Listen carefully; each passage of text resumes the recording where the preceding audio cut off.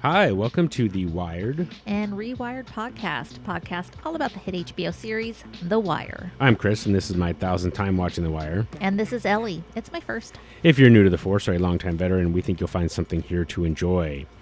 Today, we are covering Season 3, Episode 9, Slapstick. And as always, we begin by popping a recap.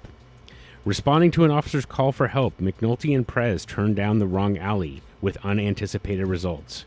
Under orders, a Barksdale crew violates the long-standing but unspoken Sunday truce with gunplay, increasing discontent among the New Day Co-op members. Stymied by the bureaucracy in his effort to open a gym, Cuddy is surprised to find help from within Baltimore's power structure. Omar decides to go it alone against Avon and Stringer Bell, who are pressed by Brianna for some answers. Bubbles is wired up and sent into Amsterdam to help make the case against the Barksdale organization, while Perlman and Daniels confront a cell phone company over its foot-dragging on wiretap orders.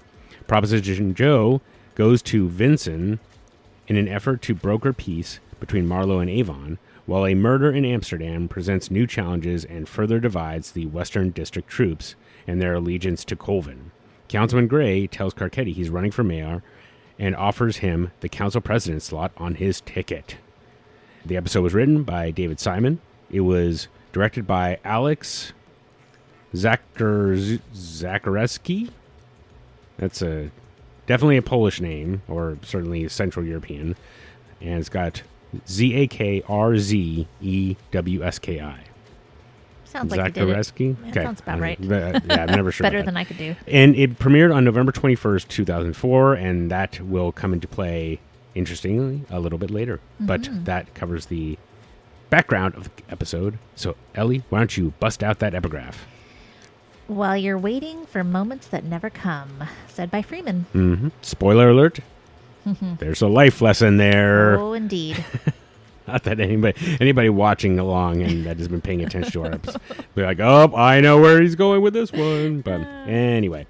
Okay, well, before we get started on the episode itself, got to cover your predictions. And we'll say that I think that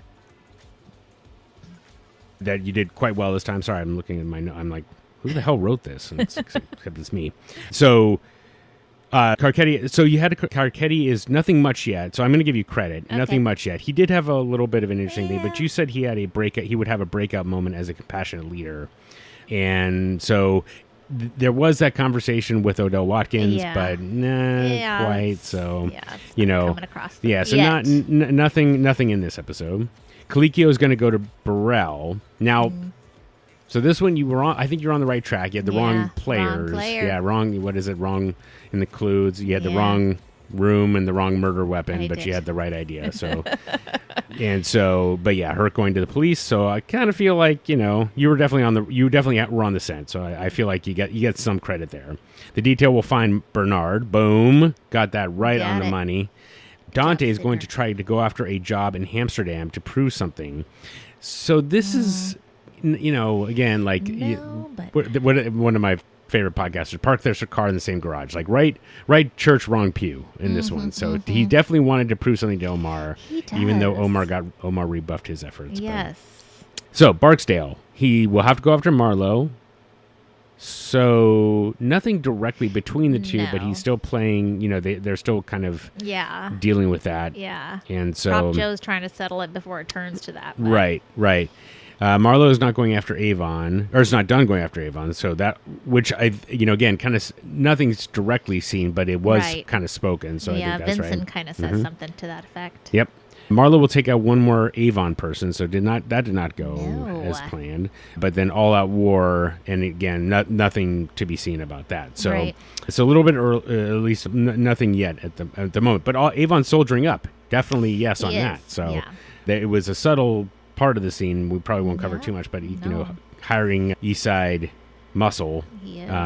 So that was definitely got that right.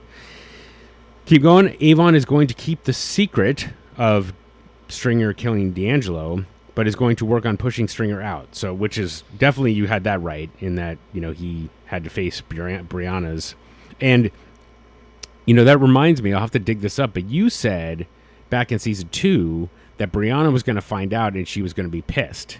And so you saw that a season ago. I did. And so you get extra bonus credit for letting it aged beautifully. That was an age like wine kind of thing. So, finally. Yeah. So good job there. And then finally, Dennis get a double bang for this one. We'll start working on the gym. The deacon helps him get started. We'll learn that he needs assistance. So just right on the money. Yeah. Which is, I think I got to spend a little time giving you extra credit because, it would have been easy to say, oh, he's on his own now and he's going to do this, he's going to take this journey on his own. And so it would make perfect sense to see how formidable he is and capable he is at picking these up, but realizing that even when somebody wants to do good, there are roadblocks there anyway. So we'll spend some more time on that. So I just feel like not just extra credit. You get 2 correct, but also I don't know, a 3rd correct just for getting the sure, vibe why right. not? So, okay. Why well, not? that covers all of your predictions. So good job once again. Thank you. Before we get started, did want to mention that producer George Pelicanos, I mentioned more than a few times, also a novelist, published a novel, Right as Rain, dealing with the fallout after a white police officer shoots an undercover black police officer.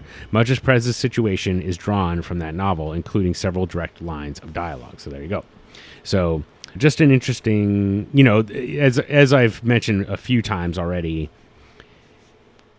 the writer's room for this show, I now I'm convinced that it must have been the most formidable writer's room of any TV show ever, because it's just not the experience in the room itself, right? These people didn't just write TV shows. Right. They wrote novels, which they wrote news articles. Yes. Yeah. Yeah. And so just a kind of amazing thing. And so, of course, when we get into Prez's whole arc, I just happen to there's something very interesting to me about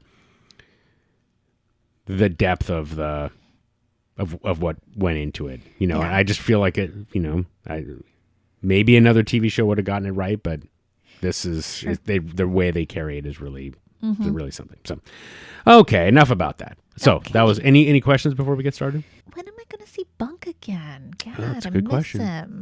That is a good question. It's when are okay. you going to see Bunk Hopefully again? he'll come back. That's my only question. That is, an aside from everything else. Okay. All right. All right, so today we've got 6 storylines to follow. We're going to start with the Major Crimes Unit and calling this one a racial component to consider. I mean, it's not there's a lot that happens with major crimes, but that is a big one. Yep. Then we've got Dennis with permits. Okay. We go to the Western District with Herc Be Snitchin. God, Herc, what the hell?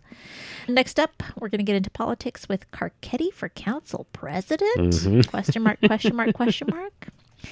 Then we will check in on the Barksdales with breaking the Sunday truce. Okay. And finish up with a little bit on Omar. I'm calling this Don't Mess with Omar's Grandmama. Okay. All right. Shall we begin? Well, let us begin. Okay, well, McNulty gets a call in the middle of the night. This is how we open up. No, it is not a police emergency. It's a booty call from Teresa D'Agostino, who invites him to her hotel room. He says, what the hell, even though he has his boys there with him. So he tells his older son, Sean, that he has to see a friend for a bit, just an hour or two, and puts his cell phone on the top shelf. Questionable behavior for a parent, but I don't know. Maybe his son is, I don't know, how old is Sean? He looked like maybe 13. It's kind of iffy, huh? Oh my God. Yeah, okay. That's what I think too, but I don't know. Geez, really? I wrote down make room on the shelf for another Father of the Year award for McNulty. Okay. I just assuming that you were just going to No, I think it's bad, but I'm like, him. am I being way too, careful or conservative about that kind of thing? But I'm glad you're on the same page. Yeah, overnight, I feel like that's a real right? problem. Middle of the night? Yeah, okay. You run out to the grocery store for a little while. Okay. Yeah. Yeah. Okay, anyways, so after they've done the nasty, D'Agostino's watching political news while McNulty gets dressed. And the news is about the presidential election for Kerry and Bush. She tells him, I'm not kicking you out this time. I'm free tomorrow. But he says, I gotta go because his kids are home. Yep. He doesn't say that part, but yeah. He says, maybe we could at least have dinner first next time so I don't feel so cheap. He does that in a jokey way, though. He gets home. The kids are okay. Snatches his cell phone number back. Tries watching the same news program as they were watching before, but settles on a war documentary instead. I'm not sure if that was out of like, I need to watch something so boring that I can fall asleep, or if that was genuine interest. But yeah, that's where we are. Okay. So one thing that I caught this time that I just, and that we're getting all these details with each episode. This episode aired in November, 19 days after the election. Oh, weird. And so they had this rundown of the election that I think was essentially pretty accurate. Yeah. Even though it must have been filmed many months beforehand, which I thought was kind of interesting. Now, I'm sure that they had if Bush wins and if Kerry wins. But still, you're right. The fact that they had it, must have been filmed, probably in July, I'm guessing. And yet they still had it right. I was really impressed with that. And then, I'm not sure if the metaphor is exactly what they were aiming for, but I do feel like the interesting thing is that you have this kind of breakdown of the political commentary and, I just want to watch, war stuff. And that was a lot of the motivating, I think, factor for a lot of people. It's like, well, we got to see, soldiers marching and, doing stuff overseas, and felt like that was enough of a reason to keep supporting the current administration, essentially. Right. So, I don't know. And in that kind of even in despite of what McNulty says later in the episode. Yeah. So, or it could just be like, as you said, I just want to watch something that is more entertaining than political thing, even though. So anyway, or maybe he's just so disenchanted with the political landscape that he just couldn't care less about listening to people talk about why a president won. Yes, yes. Yeah, it's interesting too, when we talk about relevance of the show today, that, D'Agostino's comment, nothing mattered in the red states but the economy. And it seems like that's still the case today. If you look at the last election, I mean, the economy was the huge focus for the red states this time around too. So yeah, I mean, it feels like that's been the way it's been for forever. So, and again, so the fact that they wrote that in, not really taking a big swing there, I guess. But nevertheless, I still like the fact that they got the election analysis correct. For sure. That close to the election. Yes. So it felt very timely. So. Okay, shall we continue? Let's go. Okay, McNulty goes into work on Sunday because, as he says, no life, no marriage, no kids, no problem. And he sees there Freeman and Prez preparing for their next step in surveillance, which is to put a camera on Copycat, Stringer Bell's copy shop. McNulty wants to help, but Freeman says no, that he's a known face. McNulty goes off about how the major case unit contains the best investigators in the entire department. He lists other great detectives, including Don Warden, Ed Burns, Gary Childs, John O'Neill, and Steve Clary, Natural Police, he says. Freeman asks McNulty how he thinks their work is going to end. Gold Watch, a parade, and tells him that being good at his job will not make him whole. Right. McNulty keeps on about, the next case, etc. But Freeman tells him, boy, you got to get a life outside of work. McNulty says, dollhouse miniatures. But he does seem to think about it as he gets a drink from the break room. And then we see what he's looking at with a little camera pan over his shoulder. And it's a picture of Beatty, I think, right? It is. Yes, very on good. the fridge. So... is Beatty coming back? Chris, is Beatty coming back? I don't know. Oh, please let Beatty come back. All we have is the information in front of us, Ellie. That was a prediction that I had also in the previous season. It was, for them to be together. So just keep that in mind. Yes. Devotees will know that Ellie predicted that back in season 2. That's right. Yes. Okay. You know something, Lester? I do believe there aren't 5 swinging dicks in this entire department can do what we do. I'm not saying chest out and shit. It's just I mean, you think about it. There's maybe, 3,000 sworn, right? 100 or so are bosses, so there's not a fucking clue there. A few more hundred is sergeants and lieutenants. Most of them want to be bosses one day, so they're just as fucked. Then there's 600 or 700 fucking house cats, desk men. In the patrol division, there's probably a little bit of talent there, but the way the city is right now, that's 1,500 guys chasing calls and clearing corners. I mean, nobody's knowing his post. Nobody's building nothing, right? And CID's the same. Catching calls, chasing quick clearances, keeping everything in the shallow end. I mean, who is there out there can do what we can do with a case? How many are there, really? Don Warden, Ed Burns, Gary Childs out in the county, John O'Neill and Steve Clary over at Woodlawn. Oh, they bring it in, but there's not many. There's not many. We're good at this, Lester. In this town, we're as good as it gets. Natural police. Fuck yes, natural police. Tell me something, Jimmy. How exactly do you think it all ends? What do you mean? A parade, a golden watch, a shining Jimmy McNulty Day moment? When you bring in a case so sweet, everybody gets together and says, oh, shit, he was right all along. We should have listened to the man. The job will not save you, Jimmy. It won't make you whole. It won't fill your ass up. I don't know. A good case. Ends. They all end. The handcuffs go click and it's over. And the next morning, it's just you in your room with yourself. Until the next case. Boy, you need something outside of this here. Like what? Dollhouse miniatures? Hey, a life. A life, Jimmy. You know what that is? It's the shit that happens while you're waiting for moments that never come. Yeah, I mean, I thought that McNulty's comment about dollhouse miniatures, I thought was really an interesting tell because, like, he took a little swipe at Freeman there. Like, what do you got? Dollhouse miniatures? Like, that's what your life is, big guy. And, Freeman doesn't try to defend it. He's just like, look, it's got a... Yes. So... He's also got a real hot girlfriend. Plus that. I wouldn't know about such things, but nevertheless. So just a little comment. You caught Ed Burns. Yeah. Ed Burns' name. So Jimmy's speech, according to Alan Sepinwall, actually name checks a bunch of real Baltimore police detectives, including Ed Burns himself and Donald Warden, one of the prominent characters in Simon's Homicide: A Year on the Killing Streets, and the inspiration for Ned Beatty's character on the TV show of the same name. So, so they just kind of dropped a bunch of names in there. And I think that there's something that there, I will just tease it now. I won't give it away, but there are actually 2 life lessons in this one. So, but I did just appreciate, Freeman kind of calling, McNulty called Teresa Freeman with tits.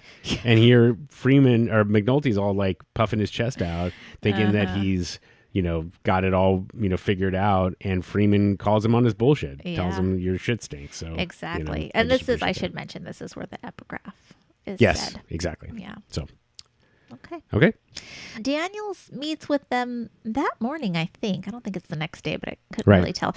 Perlman's there to discuss the legal requirements. It would have been the next day because it was Sunday. Yeah, they were there on Sunday. To discuss the legal requirements of setting up wiretaps on burner phones. Greggs and Sidner are also there, and everyone is getting assignments. McNulty and Greggs need to demonstrate that they cannot infiltrate the Barksdale crews using undercover detectives or CIs. Freeman and Prez need to start typing the wiretap affidavits in preparation, and Sidner is assigned the task of tracing Bernard so they can know when the new phones are coming in. Oh, and Caroline is on vacation, but Daniels hopes that when she's back, she'll operate the minicam that Freeman and Prez set up and log Stringer's movements. Perlman tells the details she's going to do battle with the cell phone companies to try and get the wiretaps set up more quickly.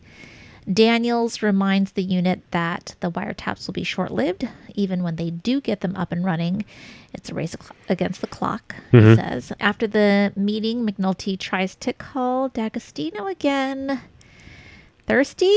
Oh my goodness. But only gets her assistant, with whom he's already left a voicemail. Yeah, I'm just thinking about, is McNulty thirsting after Teresa because of Freeman's comment? Ooh, yeah, I bet that's kind of making him want to make something out of this a little bit more. Yeah. Yeah.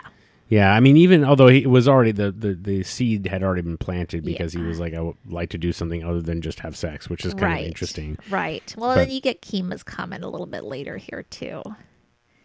Which is what? Your great hope. Oh, that's... I just feel like that's like even more pressure. Like, are you making this thing work out? Are you making this thing happen? Well, so we're gonna get to that scene in a minute. Yeah. Okay. Yeah. Because I heard it completely different. Oh, okay. Well, let's we'll put a pin in that for now. All right. Let's see here. Greggs and McNulty enlist Bubs, of course, to be their CI on Naturally. Vincent Street. Kima wires him up. I love those chills, Kima. Yep. You do that to me. I love Bubs. Oh, yeah. They give him some money. They tell Bubs to ask for 30, which will force them to call in for a re-up. Bub asks if he can keep the drugs. Greggs tells him, hell no. 30 would kill him. You know, I like how she's a bit protective of him, you know. He says, just asking. She's like, just telling. So, all right. Continue? Yeah. All right. Bubbles approaches Bodie's crew while selling his shirts. He buys 30 vials as he was instructed.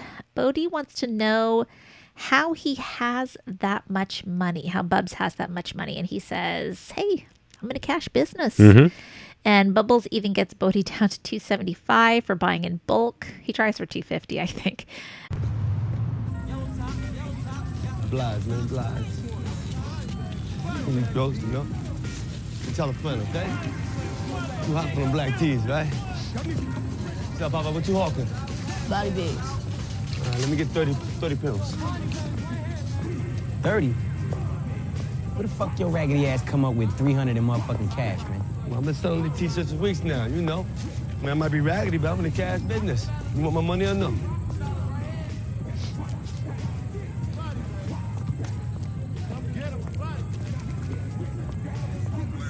Yeah, we out. All right. Shouldn't be long. A bulk purchase justify a discount, right? $250 or so.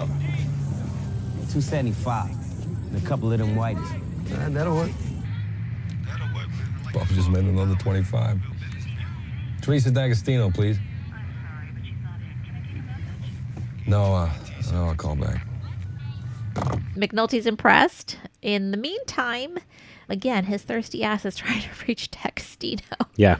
No luck. And this is where Kima asks him, I think, what is she? So she says, yeah, how's that working? Yeah. He says, what? She says, your new hope. And he says, so far, so good.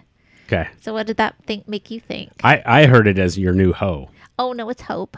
Is it? I looked at the transcript. Oh, okay. Fair enough. Okay. Interesting. Okay. Unless the transcript is No, wrong. no. Okay. Fair enough then. Okay. Yeah. All right. So, and But yeah, maybe ho. That's Your new funny. hoe. That's funny. As I said, I've watched this 1,000 times. I think I always heard it the other way. So, that's an interesting question then.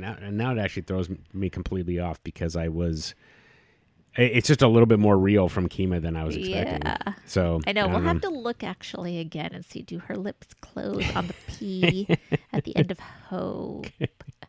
So we've got the screenshot for Blue Sky all ready to go. So one way or the other. So just your new hoe and then PE in parentheses, and then he looks back. McNulty looks back at her, and she kind of like does this. I don't know what. I don't know. So that's kind of interesting. I don't know what to. I didn't know how to read that one either. Yeah. What do you think about that? I don't know, because they had that conversation in the hotel room before, and I don't know if they've been a lot more open about what's going on in their lives. So I'm not sure what that is, but it's a little bit of an acknowledgement maybe that she just knows what's up with them. Yeah. I don't know. Okay. Well, I mean, I think that's probably right. Like she's just kind of watching and, maybe she doesn't, she feels like maybe it's not a good fit for him. Yes, I think so. I think maybe she sees a little bit more into that situation than he does at this moment. Yeah, and also the fact that he's like chasing after her, after Teresa in this way, and she's like, "This is a weird side of you. I'm not sure what to make of it." There's definitely a lot there, which I appreciate. And then I'll just back up a little bit, more that again, J.D. Williams. I don't know if this was if this was direction or if this was his choice, but when Bubbles tells him that he's got enough cash to buy 30 vials, he just spits as like punctuation, which it's so great. I mean, it's gross if you don't like it, but it's just, I just think it's funny. Like he just like spits and then he, moves on to the next thing. I might have to do a whole like mini essay on Bodhi spitting the and power what of spitting. it means. There's a lot of spitting in The Wire. Yeah, definitely that. So, okay, I think that covers that. So. Okay, well, Daniels and Perlman meet with an executive from the cell phone company who tells them that the inquiries for activation info are taken in the order received, and it will be 30 days. And Perlman's pissed. She calls them out for selling a phone that can be used anonymously and is well suited to drug traffickers, and then holding up court-ordered wiretaps.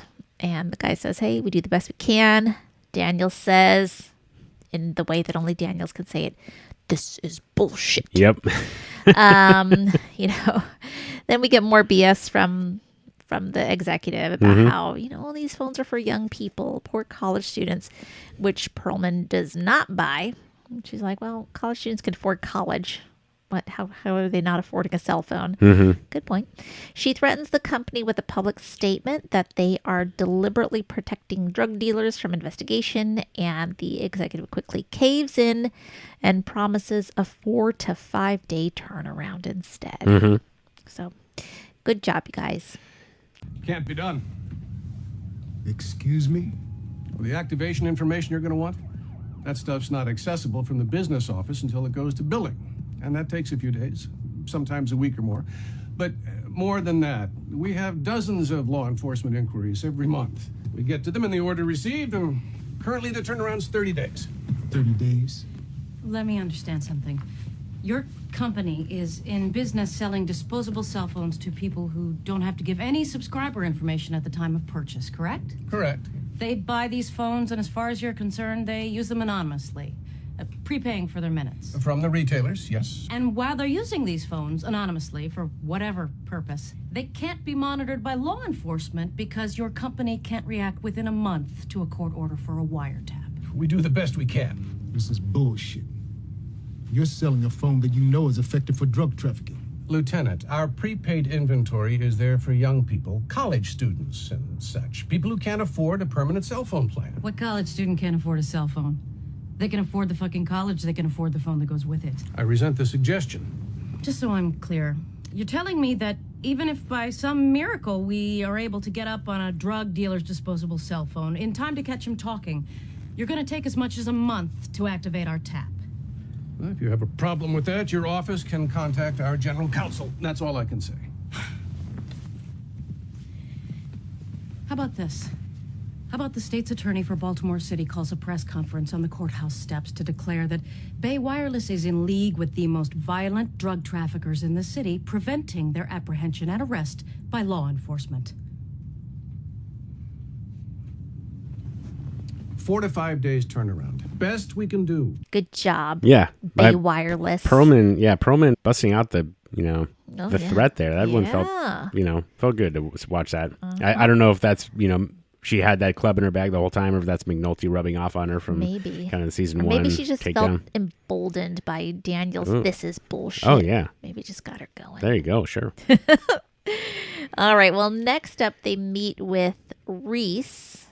Now, Reese, was she the one that helped with Valchek taking in the second one, taking in Frank Sabaka? She's like looking out the window. That's her. Okay, that's what I thought. And Fitz from the FBI to ask for assistance. They say, hey, they're half scared of us, but a visit from you guys would really be effective. But Fitz and Reese are unable to offer help because counterterrorism and political corruption remain their priority over drug dealers. And they say, hey, we've had about the same luck with wireless companies anyhow. So quote, ghetto drug stuff just doesn't rate. Yeah. Not an incorrect statement, but still a little callous on that. So, Okay. Well, Sidner watches Bernard buying burners with Squeak in tow, of course. She's always there. Yep. Then he reports to Freeman at HQ. He tells Freeman and Prez that Bernard has bought 24 track phones from 5 locations, buying more at each stop away from Baltimore along the scenic I-70. Freeman plans to set up DNRs on all of the phones, hoping one leads to Mr. Bodie Brodus. They're all hungry and decide Chinese would be a good idea. It is ultimately not. Yep. They give their order, and then McNulty and Prez leave to go pick it up. All right, are we ready?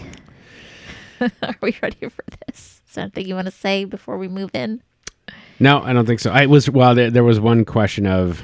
Yeah. So, yeah, I just need you to talk this through with me, because what I don't quite understand is the setup with Bubbles to start with. Yeah. Wait till they get low. Make sure that so that Bodie makes a call. Right. But they don't have a burner that they can. They're not tracing that call. I don't think. Are they? Well, because they don't have the numbers yet. But So they put a phone in Bodie's pocket before, right? They swapped out his phone. yes. So are they able to I guess track his numbers since they? if put it's the that same one in phone, there? if it's the Yeah. same phone, I guess I assume assuming that. it's- Yeah, you're yeah, it right. hasn't Okay, been- that's the what it minutes is. Yeah. haven't all So been assuming used it's the up. same phone. Yeah. Yeah. Okay. That's cool. Yeah. And then I wasn't sure. I forget what the numbers were, but it was like 2 phones from each of these locations, and then 6. Yeah. And I was like, did Squeak? Yes. she get tired of the road? and You know just- she did. You know she did. Okay. Yes. 2, then 4, then 8. Yep. Uh-huh. Okay. Very, very good then. Okay. All right. All right, but let's Here do it. Let's go. we go. President McNulty wait for their food outside the restaurant. I don't know. Maybe they're eating an appetizer and they're listening to the police radio. They hear an emergency request for back. You know what? I'm going to actually back up because there's, this moment too where Prez says, shit, I'm married with lawn furniture man. So Yep. you kind of get an idea of like he has this life as a husband and this normal all-American life. Yep. They hear an emergency request for backup. They realize they're close to the detectives. Oh, they are close. So they rush to the location. They hear shots fired. Prez drops McNulty off. McNulty hears more shots. He runs in that direction. And then he finds Prez standing over a dead body. McNulty goes to the body. Other detectives rush in. And McNulty finds a badge on the body. And it's a cop. And McNulty says that. Prez tells McNulty that he saw a Glock that he fired. The other cops say, it's Derek. Jesus Christ, you killed Derek. It's Wagner. You fucking killed Wagner. It's really crazy intense. This point, I'm just like, what the fuck just happened? I mean, the whole tone of everything just shifted out of nowhere. Yep. It was like, oh my God, what is going on? This cannot be part of the story. And then McNulty calls Kima, who fills in everybody. Yeah. So Prez and McNulty are both brought in to give statements. We've got Rawls, Valchek, Forster. They're discussing what happened. Valchek is, of course, defending Prez, who's his son-in-law. And Rawls tells him, nobody wants to burn anybody, but the fact is there's a racial component to consider. Would Prez have opened fire if Wagner had been white? And then Daniels interrupts to ask if Prez has seen a lawyer. Landsman tries to keep Daniels from being able to see Prez because, there's some legal issues with that. Daniels says, I'm his commanding officer. I should be able to see him. So Landsman relents and lets Daniels into the interview room. Daniels tells Prez to seek out a union lawyer because of the racial element. And Prez says, it happened so fast. How could it have been motivated by racism or fear or anger? It was so fast how it happened. And Daniels focuses on the facts. He tries to get Prez to, I think he's trying to convince Prez that he must have shouted police. Kind of like the way before when he was saying, when Prez blinded Yep. the boy in the first season, he's like, no, that's not what you did. I mean, I don't know. Maybe I'm stretching that, but it kind of seems like he's saying, no, you must have shouted police. But Prez says, I don't remember identifying myself as a police officer. He asks if Derek Wagner had a kid, a wife, and Daniel says he doesn't know, and again urges him to get a lawyer. But Prez says, I'm done. He's done being a police officer, I guess, and he tells Daniels to tell Freeman that he's sorry. Oh my God. Sad, sad, sad all around. Yeah. You should call the union, Roland. Talk to a lawyer before you say anything further. I'm not saying anyone's going to charge anything criminally. Everyone knows you had no intention of... But administratively, you need to be careful because of the racial thing. You see that, right? There's going to be people in the department who see this that way.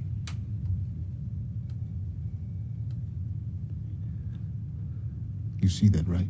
I wasn't scared. I wasn't angry. I didn't give a shit he was black or whatever.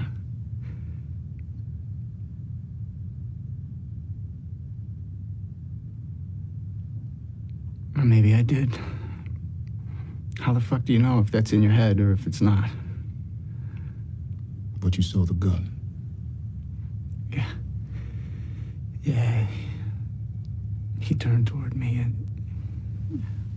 Because you shouted, right? You shouted police, and he turned, right? I don't think so. I don't think I said anything. I don't think he did. I was a couple steps in the alley, and he turned, and I saw the gun. That's all. Did he have kids? A wife? I don't know. They won't say. They won't talk to me about him. Call the FOP. Get a lawyer, Roland. No, sir. I'm done.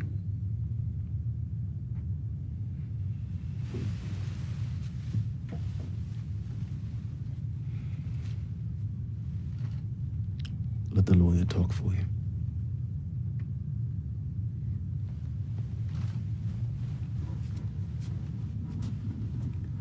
Lieutenant.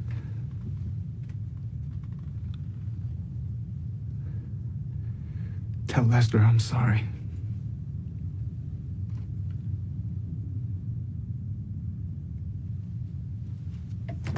I've got a few things to mention here. All yeah, right. but so first of all, I want to.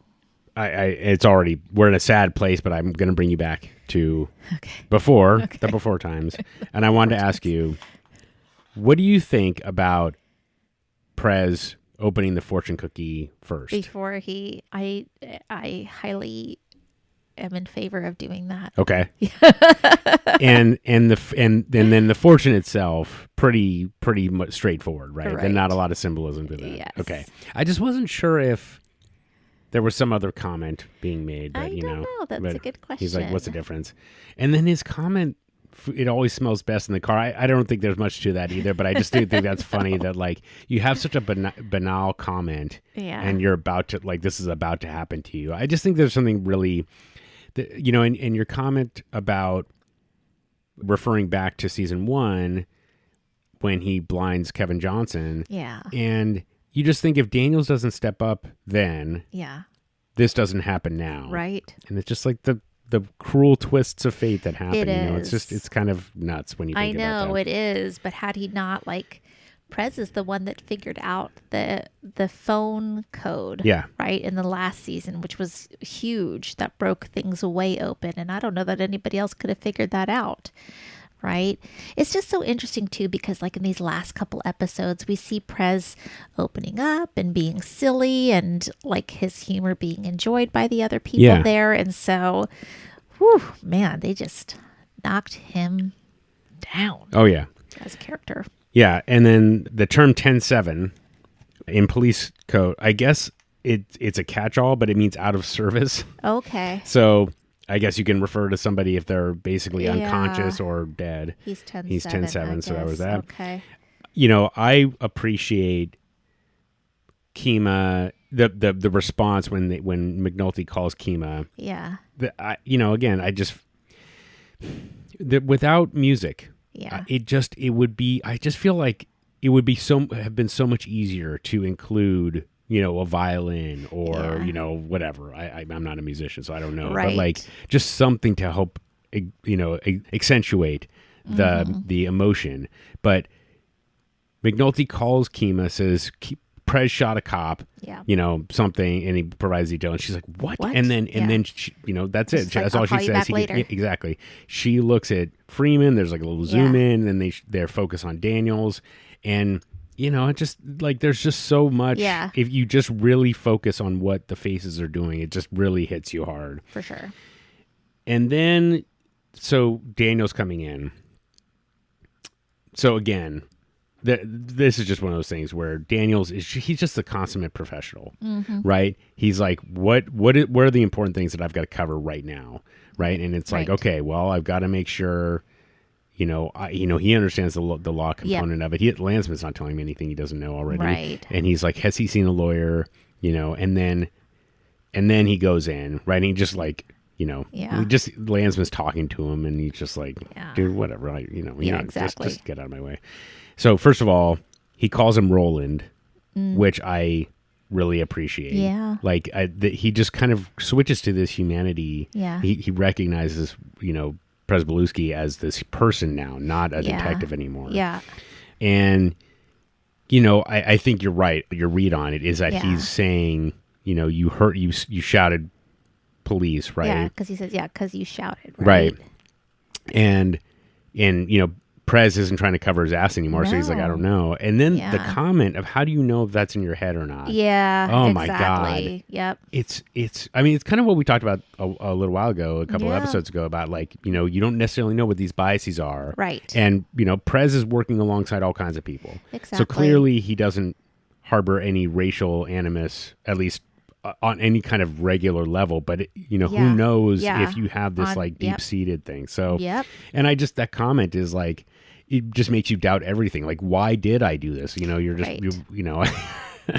I was explaining to Ellie like before, like I had this, like, I kind of had this bad week of work, and I'm trying to figure out, like, why did I do this? Why did I make these stupid mistakes? Yeah. You're like plumbing the depths of your subconscious, like, what the hell, man? And there's nothing. It's just like, I just was being an idiot. And, obviously the scope of things for me is not nearly as what Prez is dealing with, but it is fascinating to think about, like, how do you know if you were being racist in this moment or not? It's a very difficult thing to kind of unpack. For sure.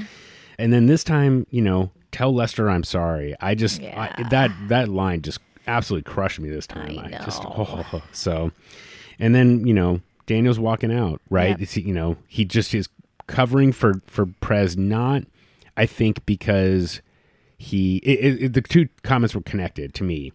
He's saying he's asking for a lawyer, not to cover himself, but because he might just like completely, yes, I wanted to kill the guy. Like he must be feeling so badly about what he's done that he's just willing to bury himself. Yeah, he's not going to look out guilt. for his own Yeah. interests and what he needs to do in the long run in this moment. So even though, lawyering up is generally a defensive posture to protect, seemingly to protect somebody who is guilty, this is about someone who's feeling guilty and protecting them from doing the harm to themselves. And then, of course, the suicide watch comment on top of that. Oh, my God. I mean, so, much love for Daniels, just looking out for his people. And this time, not because he's trying to protect himself or their careers or anything like that. He's literally trying to protect him from himself. Right. So it's just a brutal scene to watch. This is one of my most dreaded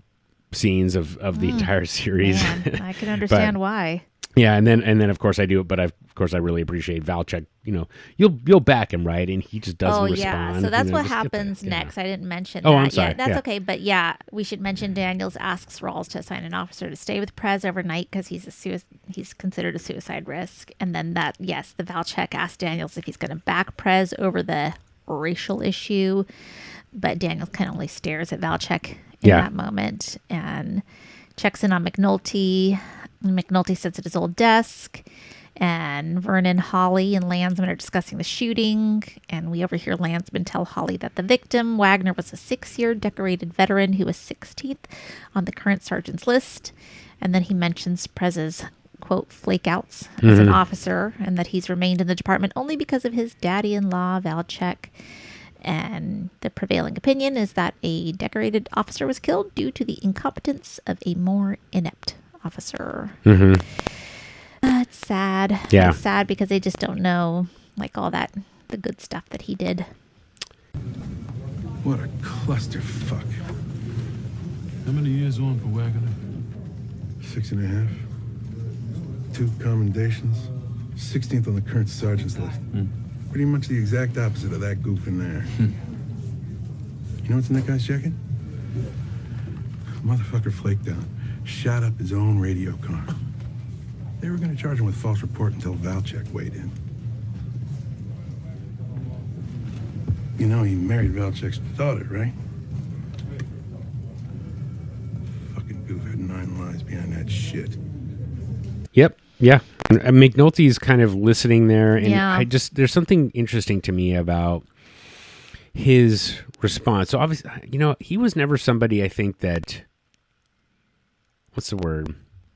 I don't think that he really respected necessarily Prez to start with. He kind of thought of him as a hump. Right. But then he showed dedication and improvement over the course of this career. And I think that for him, he's listening to this and he doesn't want to hear somebody speaking badly about a police officer that he respects. So, and he just kind of knows it was all, just kind of this terrible, terrible situation as opposed to being just incompetent, which is kind of how Landsman is portraying it. Right? Yes, so, exactly. Yeah.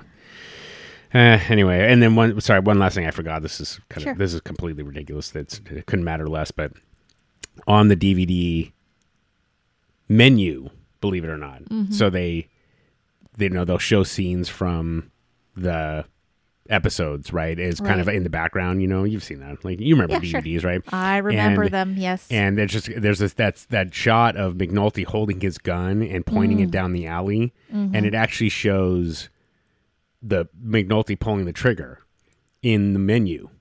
Which I just think is kind of fascinating because McNulty in the entire series never shoots his gun once. Yeah. So just kind of funny that that in the menu that they did that. And so it's kind of this closing sound and then they restart the whole loop again. But God. I just thought that was funny. So when I finally got to that, I was like, oh my God, he doesn't actually shoot his gun. No, so he doesn't. Yeah. So anyway, it's a tough scene. I'm glad we're past it now. Yes. Yes. So back at the office, Freeman, Sidner, and Greggs are still somehow able to work. They're watching the DNRs. They're looking for a match to Bodie so they can get tap up. Greggs and McNulty go back to surveil the Western District, but Prez's situation is definitely, hovering over them. Santangelo is on his rounds when he sees them, and, he pulls over. He's like, oh, what happened? So sad. Heard about it.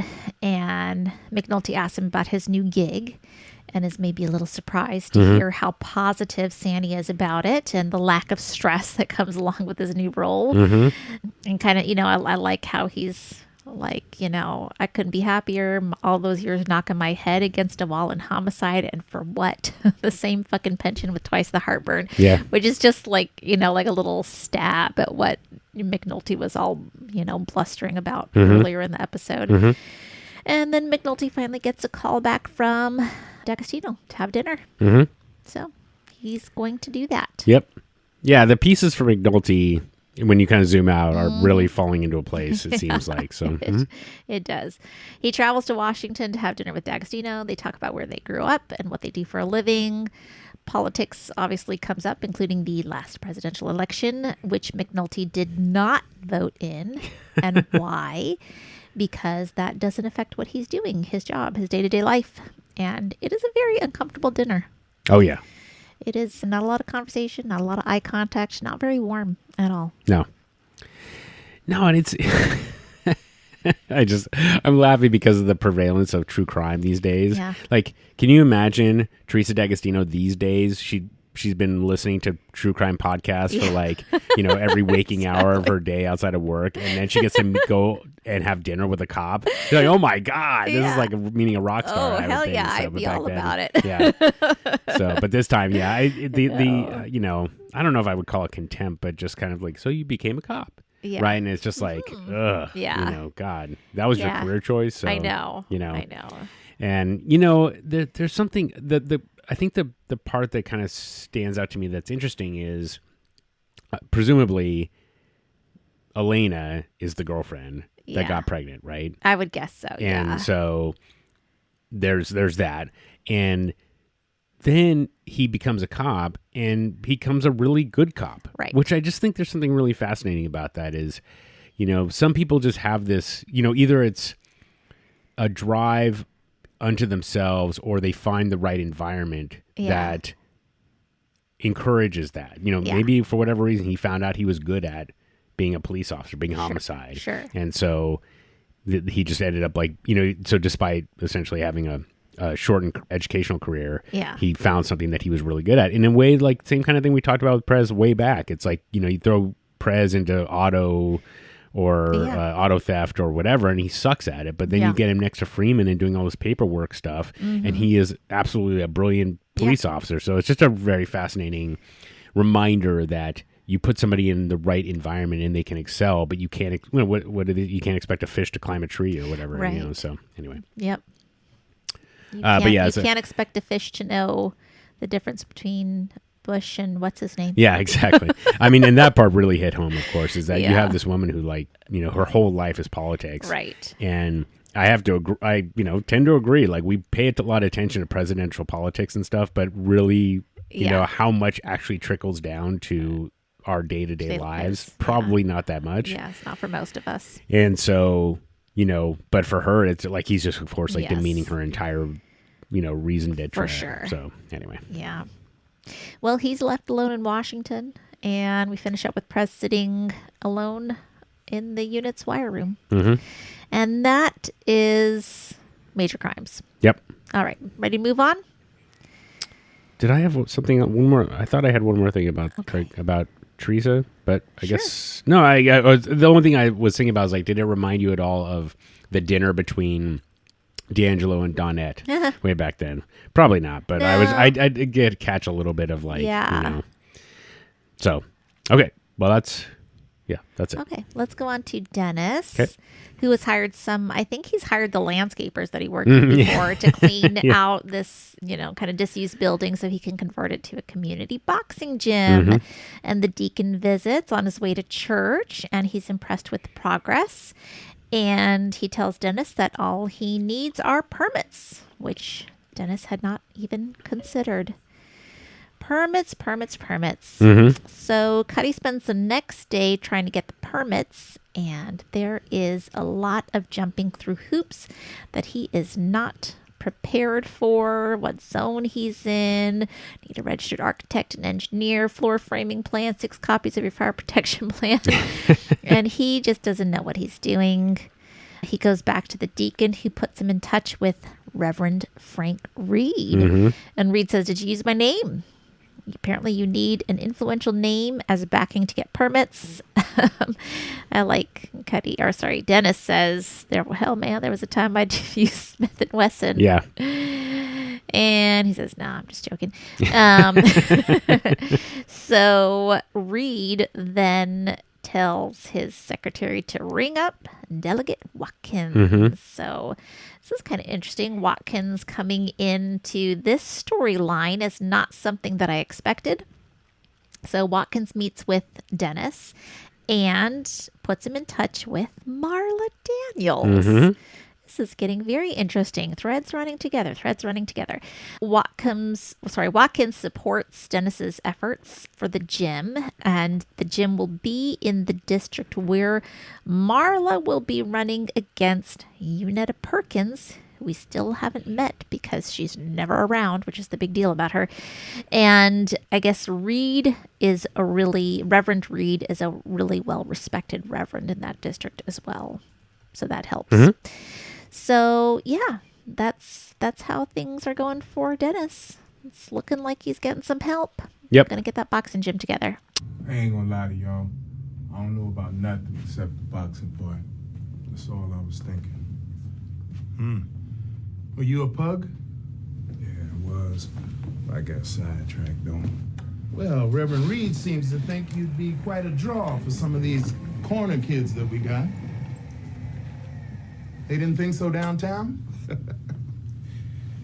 Well, the fact is, you're looking to put your gym in the 4th district. So your council person would be Unetta Perkins. Do you know Miss Perkins?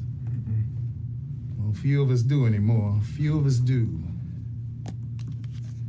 Well, since we can't really rely on Miss Perkins, Miss Daniels here will go with you.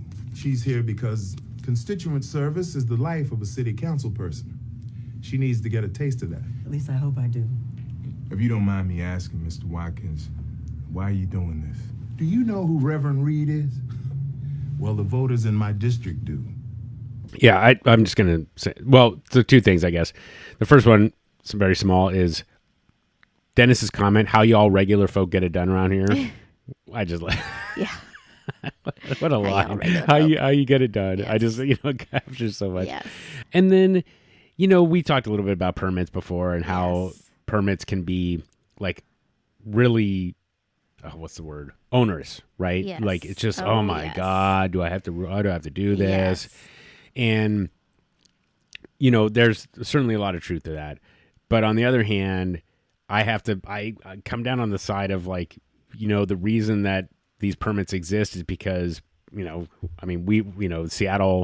Seattle's had its share in its history of terrible tragedies because of poorly managed buildings and stuff like that. And it's like, well, these all exist because at some point somebody cut corners and somebody probably more than a few people died as part of it. And so you have to be protective of it. And you're like, well, this guy's just trying to help kids out. And you're like, yeah, but if somebody who's got nefarious intent knows that all he has to say is, I'm building a gym for kids in order to cut corners, well, then that's what happens. So, and so of course, now he doesn't, the lesson of course is that he doesn't stop. He doesn't just give up, throw up his hands and say, forget it. He's like, okay, well, who do I talk to next? And how do I get, this continuing down the line? So, I just give him, to watch that, I feel like there's a good lesson to remind people that like, you might have a vision, you might be excited, but you are going to hit a roadblock at some point, and how you overcome that is going to be really,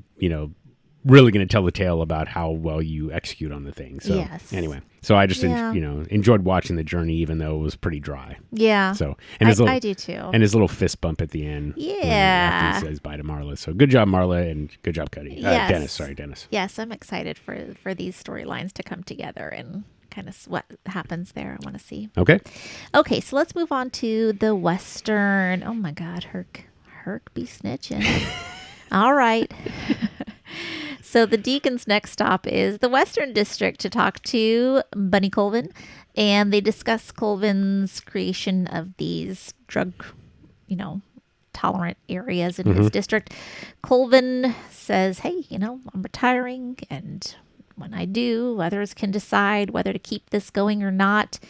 And the Deacon tells Bunny, hey, man, you've done something really special here. You created a truce in this drug war, and this is a really unique opportunity for us to reach out to people. So, we're going to reach some of these people chasing dope and coke and maybe even some hoppers too. District-wide, it's 14%. Drop like that in the Western felony rate? It's unheard of. But God knows what happens when you let go of your secret. Hey, what happens, happens. I mean, if they want to keep my little experiment going or they want to go back to business as usual, that's on them. For me, I'm out of here, D. I'm gone. And Hopkins came through. Got a contract off in that security job yesterday. You really gonna retire? Always plan to.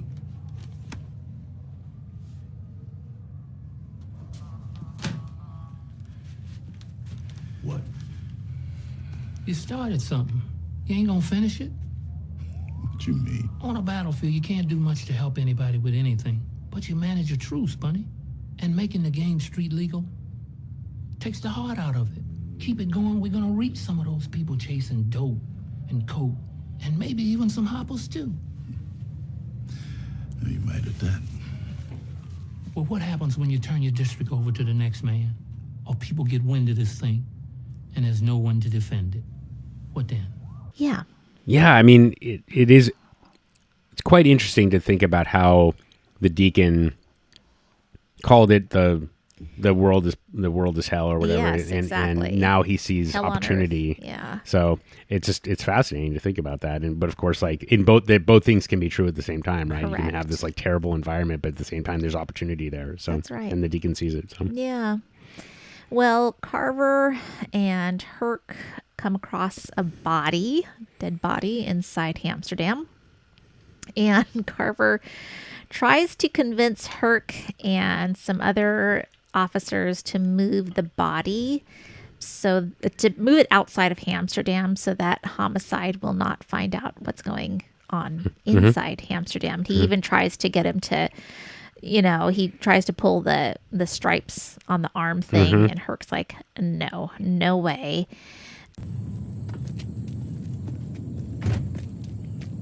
Look at them like roaches when you turn the lights on. What's it look like?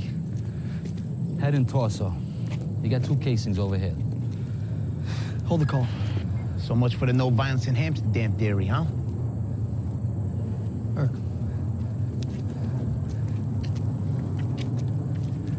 Help me move the body. What? Just up the block, just out of the free zone. Carv, you lost your fucking mind? Before the ambo gets here to pronounce him, we can do it. Why? Because if homicide gets here, if they do any kind of canvas, they're gonna get wind of the shit on the 6th floor downtown. Good. Herc, come on. No way, man. No way. Fuck those stripes. Fuck them. Hey, Toke, Gil, help me move this guy out of Amsterdam. I'll be first officer at the scene. It's my responsibility. So Herc says no, he's not going to, but Carver ends up persuading the officers instead, Tope and Gillen, to help him move it. Yeah, I know. How Good did job. I find that one? How did you find that one? Tope or Toke and Gil? Impressive. Yeah. So anyways, they move it, and this is where I feel like this is like the stuff that's getting very slapsticky. Okay. Yeah, like we talked a little bit before the episode about like where does slapstick come from, and I was saying, I feel like there's some slapstick shit going on here. Okay. Like all of the roadblocks with the permits, the trying to move a dead body out of the way. We'll talk about it later, but shooting a hat off of a head. But I don't know. I'm not sure why they came up with that name. Okay. All right, I'm going to continue. Okay, so a guy named Crutchfield, Detective Crutchfield, later looks at this scene where this dead body has been, we know, staged, but nobody else knows that. He calls up Colvin, and we've got Colicchio and Truck there as well. They're talking, with Herc, they're talking about Prez. Truck says, he must have been scared of African Americans. He's just going off of what he reads in the Baltimore Sun. But Herc is not really focusing on that conversation. He is kind of distracted about what has gone down with Carver. It doesn't sit well with him. We know the whole Amsterdam thing has not sat well with him. So he makes a call to the Baltimore Sun. He wants to talk to the reporters. And so that's concerning. Yep. Yeah, a little bit of a callback to season 1 and the judge calling the paper, or the paperite calling the judge, which I thought was kind of interesting. Yeah, so good point. I'm not sure how Herc would have known to do that, but well, there you go. So yeah.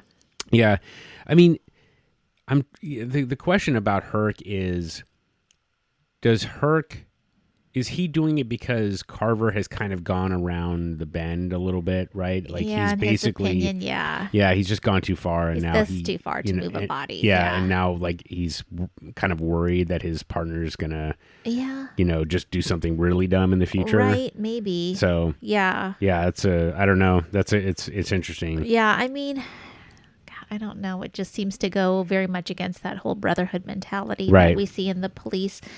But I mean, it is pretty fucked up. He moved a dead body. Oh, yeah. No, I can see why he's concerned, but it just seems like this is a step beyond for Herc to. He's mad about more than just that to report it. Yeah. And I mean, I think the fact that he's doing it, he's calling the police instead of like going to the bosses. Yeah. I think it's like this is how he is kind of protecting the. All but the, essentially Colvin probably is just that, by the, who knows how the press found out about it. Exactly. Essentially he could hide behind that. So I don't know. It's interesting. And then, Carver, I was trying to figure out like Carver. I mean, I don't know. I guess when you're messing with a crime scene, that's bad. That's bad. Yeah. there's not really any way that but it does didn't work very well because, you know, Colvin's talking to Crutchfield and, he's finding out that there's a blood trail, smeared drag marks, casings in the wrong place. And he's talking to Carver about that and finding out that, that the body was moved and that Carver did it out of loyalty to him. And Colvin says, kind of, this is on me. You didn't do it. I did it. This is my responsibility. Yeah. I get what you were trying to do for me, but this needs to be my responsibility. And he tells Crutchfield that he will deliver a suspect if they can leave the moving of the body out of the case file. Yeah. So. What'd he say? We found a blood trail going back up the block. So maybe the kid... Smeared with drag marks. And they also found a third casing at the other end. So what's the deal? The deal is we turn this into a dunker by tomorrow morning, or he starts typing a report for ISD and the deputy ops. Fuck me. No, fuck me!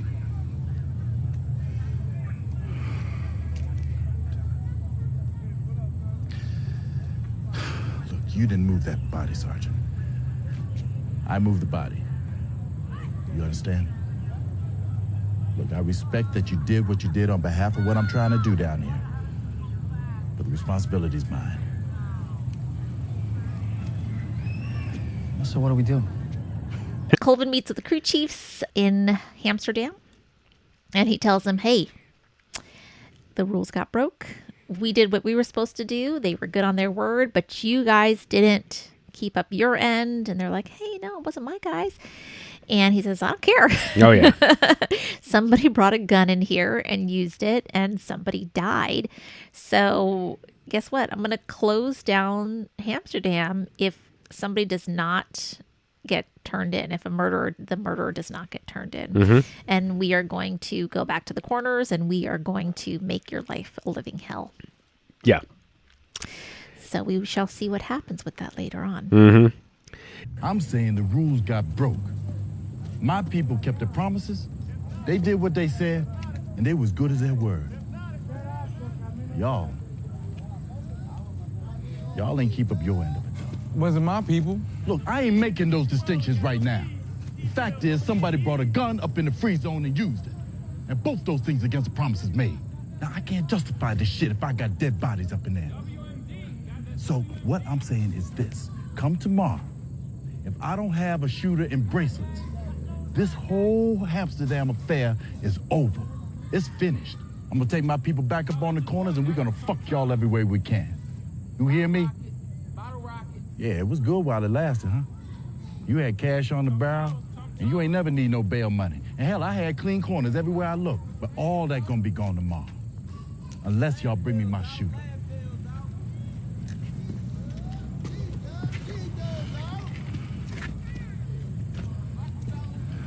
You think that'll work? Do you? Yeah, just a comment about the term cash on the barrel, Cash on which the I barrel. love that line. Yeah. It means cash on the barrel head, which means immediate payment for or settlement, typically requiring cash at the time of the transaction. Oh.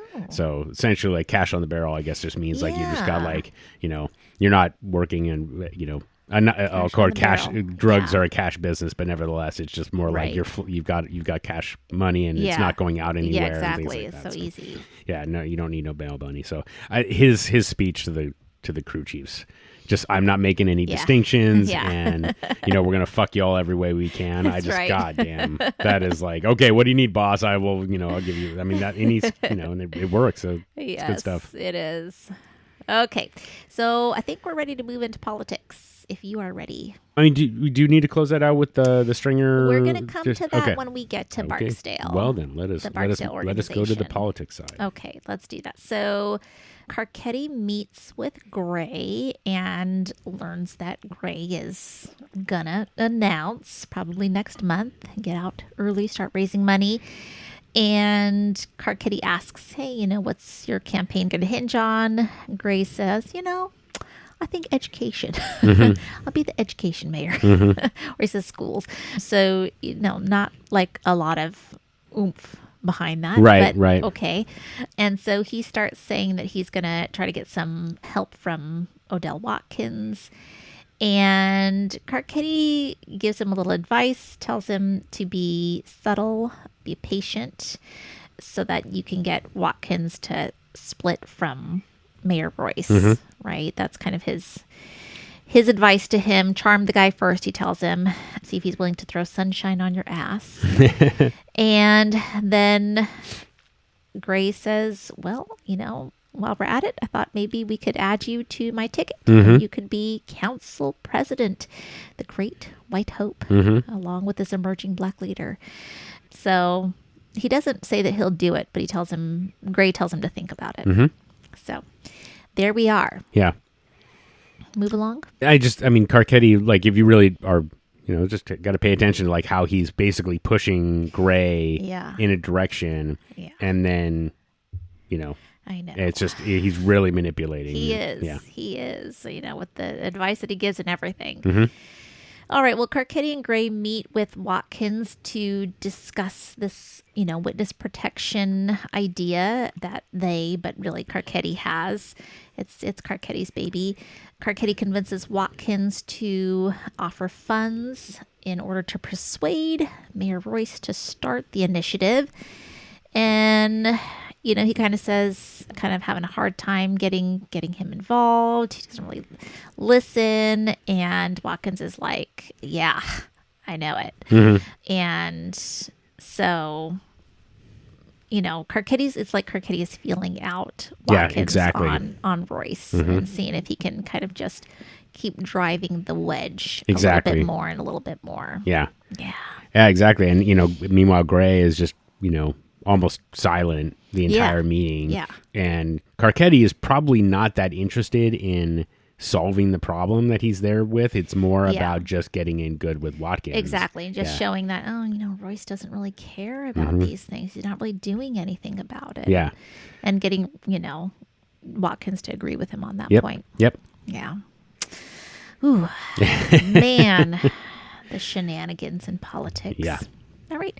I'm going to move on to Barksdale now. Okay. Okay. So breaking the Sunday truce. Oh, my Lord. It's not good. All right. Omar is at his grandmama's house. He's going to take her to church. But Gerard and Sapper are there. They are watching the house. And they see him. And Gerard is concerned because it's Sunday morning. And so he calls Slim Charles before he does anything. But he cannot get hold of Slim Charles. So that's kind of on hold for a little while. We'll come back to what they decide to do a little bit later here, because now we go to Stringer Bell, who is having a meeting with the co-op. And we've got Shamrock with him. And we've got the other guys, Fat Face Rick, Prop Joe, Kentel Williamson, Phil Boy, Phil boy. Okay. They are together and they are all concerned about Avon's turf war with Marlowe. And they say to Stringer, hey, the whole point of this co-op is so that we can reduce violence and not get police attention. Mm-hmm. And, it's Prop Joe it's kind of really pushing this and saying, it's Avon, you got to talk to him. Mm-hmm. He's half the problem. And, Stringer's kind of like, well, old habits die hard. Mm-hmm. And it's during that meeting that Shamrock gets a call from Gerard, and Shamrock asks Stringer about whether they should go after Omar, that they already tried Slim, and he does say it's church day, String, Sunday morning. And then Stringer's like, yeah, are they sure it's him though? And they say, yeah. And he tells them to do it.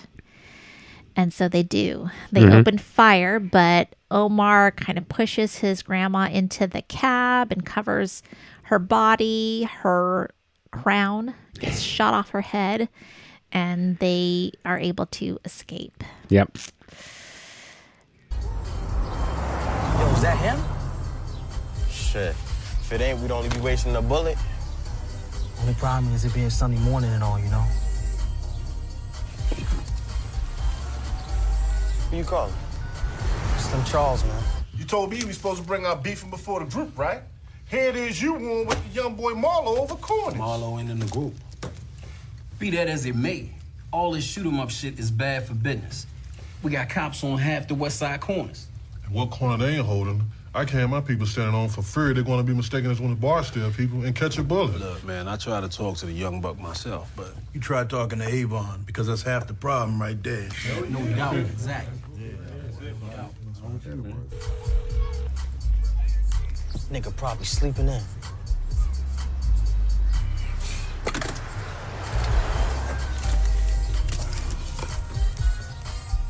Fact is, Stringer, your man needs to reconcile himself to this new way of thinking.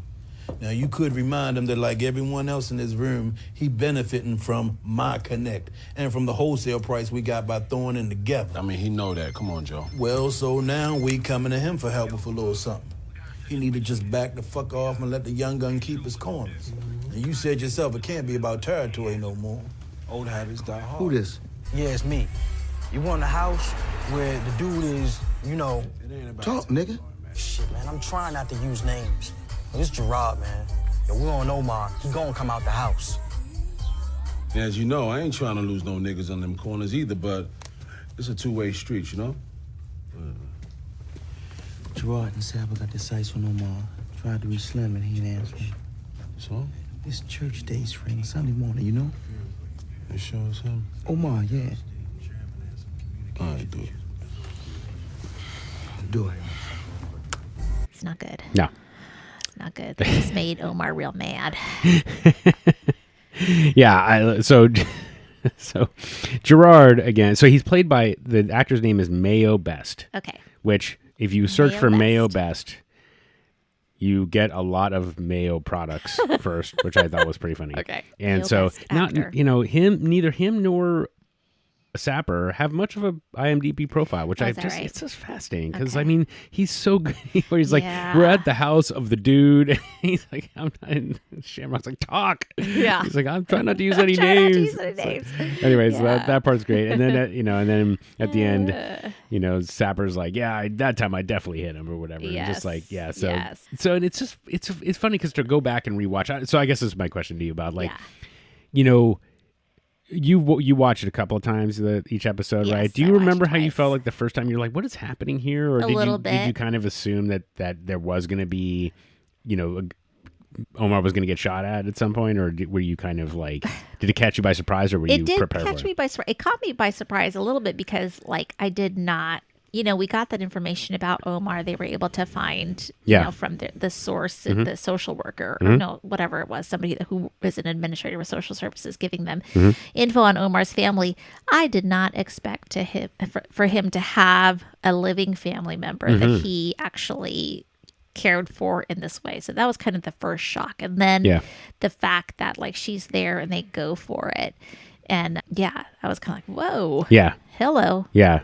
I mean, There's kind of a separate component to it, which is like you have the Sunday Truce, which is kind of fascinating. I got to look. I'll have to look up like what the Sunday Truce is about. But that would be on my homework for next week. But the other part is they didn't have enough sense. They see a Omar's grandmother, woman.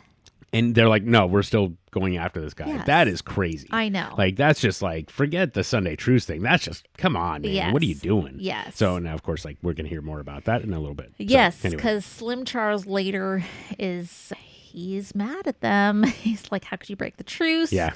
Especially with the grandma there. And he says, and y'all kill is grandma's crown. That is a major no-no. It's it's damaged Barksdale's reputation that they've done that. But they do say like Shamrock said it was okay. Yeah. But, Slim Charles still thinks that they should not have, even if Shamrock gave them the okay, that was not okay for them to do. He tells them that do you know what a colored lady is? And not your mama's for sure. Mm-hmm. Because if they was that, y'all would have known better.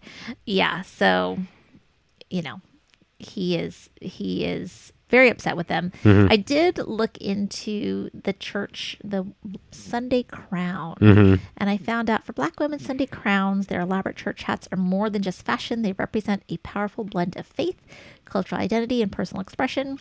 These hats, often called crowns, are a tradition deeply rooted in African American culture, symbolizing dignity, self-respect, and a celebration of individuality. They are a way to honor God, express personal style, and connect with community. Mm-hmm. That's Google's AI overview. Okay. And then I looked at the Wikipedia article, and there's like a section about it in popular culture. And the second item there is third season of television series The Wire features an episode titled Slapstick, in which Barksdale Organization gang members Gerard and Sapper violate a Sunday morning truce to attack their rival Omar Little and his grandmother. The two attackers shoot off her church crown as they attempt to kill Little. On a Sunday morning. We called to ask. Shamrock said to go. On a Sunday morning, y'all try to hit a nigga when he taking his wrinkled-ass grandmas to pray? And y'all don't hit the nigga neither? Or y'all kill his grandma's crown? And by the time Sham say go, Omar damn near in the cab. Ain't enough y'all that violated this Sunday morning truce. No. I'm standing here holding a torn-up church crown of a bona fide colored lady. Do you know what a colored lady is? Not your mom's for sure. Cause if they was that, y'all would have known better than that bullshit. Y'all trifling with Avon Barksdale reputation here. You know that? So yeah. Okay. Made it into a Wikipedia article. Well, okay then. Well, that clearly means it's bona fide. It's bona fide. Boy, I have to. But when we come to the close of this, there are going to be. I'm probably gonna have to figure out how many, what number. Or Ellie, you might have to say you have this many speeches, this many monologues you get to choose from as top 5. But Slim Charles is to Gerard and Sapper. It's so good. I don't even know, like obviously obviously we're gonna play it, but my God, I know. it is so good. Yes, just every word. They are properly scolded. Oh by my him God, in just the best way possible. Yeah. I mean, and he's great. And there's so much. The terms that he used, taking his wrinkled old grandma to play, wrinkled out grandmother to pray. Yeah. Do you know what a colored lady is? Yes. I mean, just y'all trifling. Y'all trifling with Avon Barksdale's reputation. You know that? Oh my God. I love it. It's so good. Just, I mean, every single word is brilliant, and of course, brilliantly delivered by Aaron Glover. So just, I mean, incredible stuff. If it didn't involve almost murdering an elderly Black woman, it would be so good. It would. It would be. All right. Well, let's see here. Bernard and Squeak hire a car to buy more disposable cell phones for the Barksdale organization, and we know that they are being followed by Detective Sidner. They don't know that. So, this is where Squeak is telling him to upgrade. Yeah. Because if they're going to be in the car all damn day. Bernard delivers the phones to Shamrock at the funeral home, and of course Shamrock wants the receipts, but Bernard says a few of them blew out the window on the interstate. Oh, it's shocking. But, you know, it doesn't seem to be a big deal to Shamrock. This is when Shamrock notices Gerard and Sapper. They're waiting in a room there. And, you know, he chastises them too about breaking the truce. Yeah. Even though he's the one that gave them the okay. So good. Via Stringer. And then Avon comes downstairs. He talks to another couple guys that are there, some soldiers that he is enlisting, but he ignores Gerard and Sapper. Yeah. All right. Shall I keep going? Yeah, not much to it. Okay. So let's see here. After that meeting, Stringer comes in. Avon tells them that these are new soldiers from the east side. And, you know, he's just hiring them for this, you know, a job with Marlowe. And Stringer tells Avon, hey, man, the co-op is not happy about what's going on. They got more cops on the corners and everybody's really nervous. Avon just is like, well, whatever. I think he says something worse than that. But Stringer tells him, hey, you know, Prop Joe said that he would mediate this situation, go to Marlowe, talk about it. And Avon's like, well, you know, unless he takes a gun with him, it's not going to do any good. He also asks him about what happened with Omar's grandma. And did you tell them that they could do that? And Stringer kind of plays it off like, oh, man, I didn't know there was a grandma there. I just heard they had Omar in their sights. And I said, go. And he gets chastised by Avon a bit. You know, he's like, come on, you know, Sunday Truce has been around for as long as the game has been. You can't just do that. But he lets it go, which surprised me. Oh, interesting. I did not expect him to let it go, but actually now that I think about, like, you know, the last exchange with Stringer kind of pinning him down, I don't know, like, Avon's a little bit more careful around Stringer, maybe? I don't know. He lets it go is the point here. And Stringer says, hey, you know, should we maybe get some more people into the free zones, into Amsterdam? And that, you know, that he thinks it's trustworthy and that we can do that without any risk. And also that, you know, I think is it Avon that says that he's going to make Gerard and Sapper buy Omar's grandma a new hat. Yep. Yeah. Yeah. They better. It's the least they could do. Yeah, we're going to be back where we was, String. You know, I could smell it. We just got to get this boy Marlowe, and then we spread out like we do. Them co-op boys, man, ain't too happy about that situation, man. Yeah, they say they got cops on corners where they wouldn't have otherwise. Everybody nervous. Man, fuck them niggas. I mean, Prop Joe said he'd mediate. You know what I mean? Go to Marlowe and talk on it. Yeah, well, if he take a gun with him, maybe it could work. Let me ask you something, though. Did you tell them discount-ass niggas that they can pop off at Omar grandma? Oh, man. Sham come to me in the middle of the meeting talking about they got their sights on Omar. They say nothing about no grandma, no church hat, nothing like that. I hear the cocksucker's name, I say go. On a Sunday morning? Yo, I don't give a fuck, man. I hear that cocksucker's name, man. I ain't thinking about a church day. The Sunday Truce been around as long as the game itself, man. I mean, you know what I'm saying? You can do some shit and be like, what the fuck? But hey, just never on no Sunday, man. I mean, it's just like people was talking on us and all, and the stories is getting bigger and bigger. Like, I swear to God, Fat Face Rick heard that our people went and shot Omar Granny in the ass on purpose and all that, and they pulled their dicks out, pissed on her crown and shit. Nah, I mean, I heard the same bullshit. Prop Joe gave me an earful, but yo, what can I say, man? Good help is hard to find. Yeah, if it wasn't, you think I'd be paying Eastside niggas for shit? Yeah. Yo, we still off them corners? Yeah, gotta be. We're gonna be off them corners till we take care of Marlowe. Yeah. Maybe we should put a couple more crews on them free zones them cops got.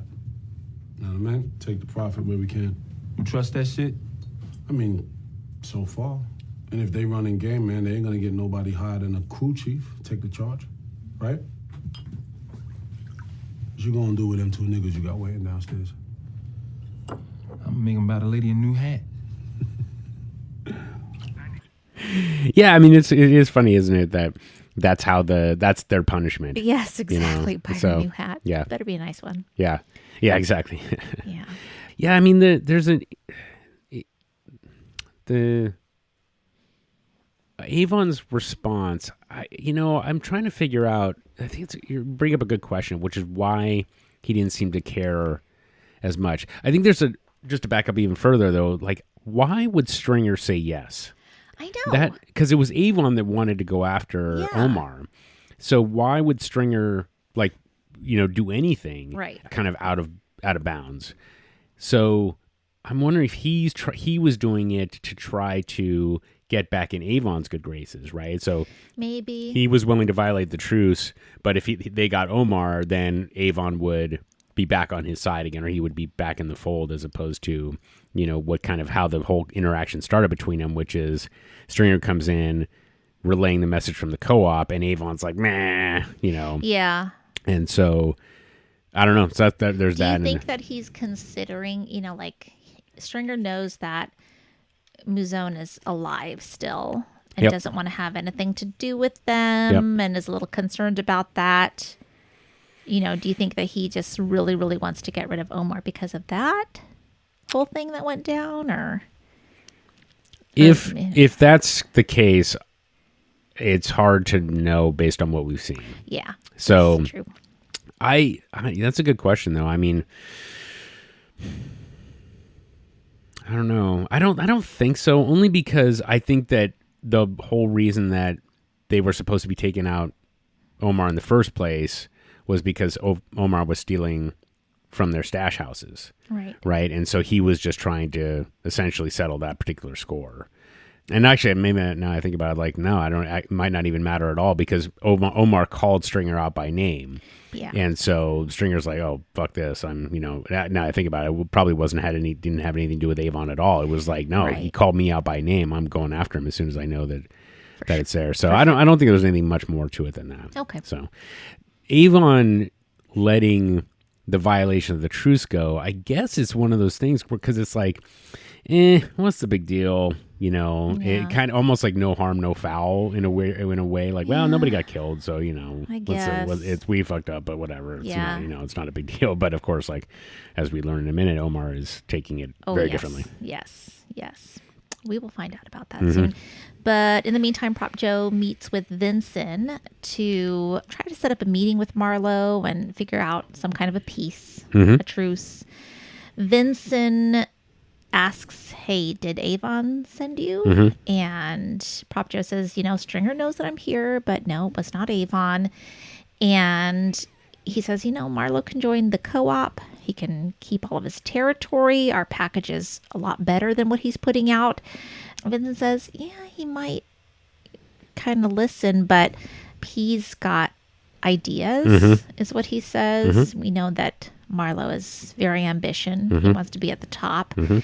And he thinks that Avon is weak right now. And, Prop Joe says, you ever know Avon Barksdale to back down from anything. So that's where that one stays. Yep. Looks like pretty there much will not be a tete-a-tete between Prop Joe and Marlo, in my opinion. You here for Barksdale? I'm here for peace, man. There's some senseless shit going on. Well, Barksdale ain't sent you. Nah, Stringer knows I'm here, man. If I can bring something respectful back, they most likely to show the same. Tell the boy he can come in with the co-op. If he takes our package, which, by the way, is better than the best he putting out there now, he'll keep his corners, guaranteed. He might listen, but the boy got ideas, and he's thinking Avon weak right now. You ever know Avon Barksdale to back down from anything? Okay, Stringer meets with Clay Davis. He is pretty mad because he gave $250,000 just to find out that his paperwork is insufficient to certify him as a developer in the empowerment zone. So just a lot of red tape, a lot of bureaucracy, and he's done with this. Davis is like, hey, man, I'm on a string. I got this light bulb deal for you, right? So anyhow, he just kind of asks Stringer to give him some more time.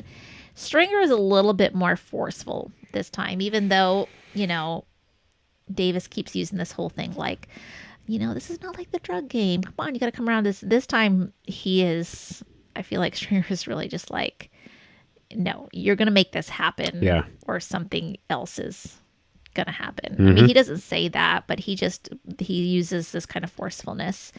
Oh, yeah. What does he say at the end? I see one hand in my pocket while the other hand seems to have grabbed your dick. Yeah. So, yeah. I don't quite understand what that means. I don't know either. But it's definitely a threat. Yeah. It's some kind of a threat. It's some kind of a threat. Just like you're messing around while you're taking my money, I guess. Yeah. So, yeah. Yeah, I mean, I definitely feel like, Clay is, his whole thing about like he's trying to use distraction, like the light bulb thing came through, and he's like trying to like appease, and Stringer's just having none of it. So not this time around. Which I enjoy. I enjoy. I mean, Isaiah Whitlock, he has that look on his face when after Stringer says the other hand grabbed your dick, he's like, oh boy. Yes. Yeah, he's kind of scared at that moment. Yeah. I am just like, I'm not sure story-wise where all of this running around with this is going. I'm just kind of not certain what the point in the overall arc is for this, but it's kind of entertaining. Okay. So Avon meets up with Brianna, and she's not happy, and she has said, basically, we don't get this. They come in partway through the conversation. Right. You can tell that she has raised the whole incident with McNulty and what happened with him telling her about Dee being murdered and not killing himself. And, both Avon and Stringer are trying to convince her that McNulty is a liar and that she has nothing to be worried about. And they're just trying to, mess up the family and all of that. Mess with your head, I think is what they say. And she's like, she asked her brother, like, I need to know that this didn't happen, or that, that Dee would not have rolled on us, that he was going to stay behind the family. And Avon instantly gets pissed. He is in a rage. And he says, what are you trying to say? What are you thinking? How could you think that I had something to do with that I could do that to my own kin? Like he didn't. Right. He didn't do any of it, right? So he can say that honestly, and Stringer just sort of says, "Hey, oh, that's right," because she says, he says I ain't have shit to do with it, and she says, to do with what? Boom. Yes, to do with what? And then Stringer's kind of like, hey, whatever happened. Yep. Brianna, just chill. Yeah. So you ain't gonna say nothing on it? What is there to say? Avon, this is blood. Family. I know it. And I'm telling you that someone may have done this to us, Avon. To our family. The cop's just saying that shit. To mess with your head? Exactly. Why? That cop don't know me for shit. What the hell am I to him? He know you gonna want to think this thing that Dee, he wouldn't do what he did. I do think it.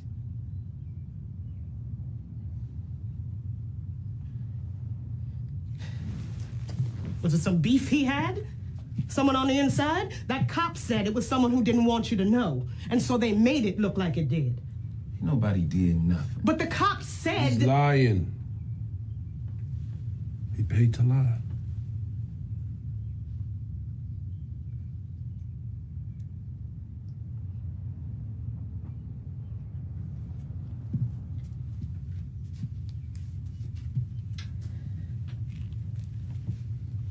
Avon, you are my brother. I need to know this more than anything. Dee did not roll on us.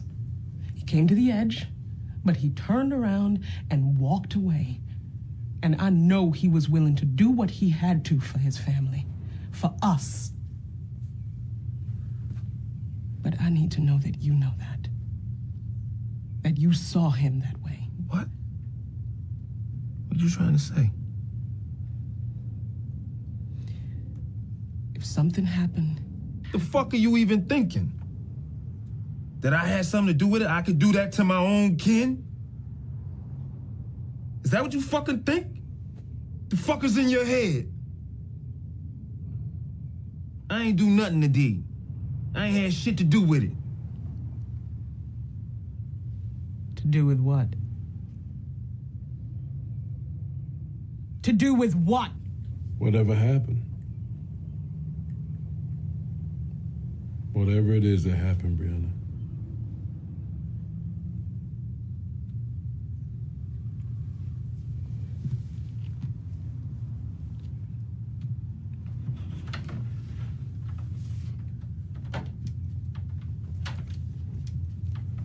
But a mother will not chill. No. No, not when it comes to her baby. Nope. So, yeah. She's going to keep pursuing this. Yeah. She's not done. No. And, you know, it is... It's really interesting how Avon... Like, first of all, you start the scene... And it must have been confusing to be like, wait, Yeah. what is happening right now? Yeah. Just like it's complete Yeah. silence.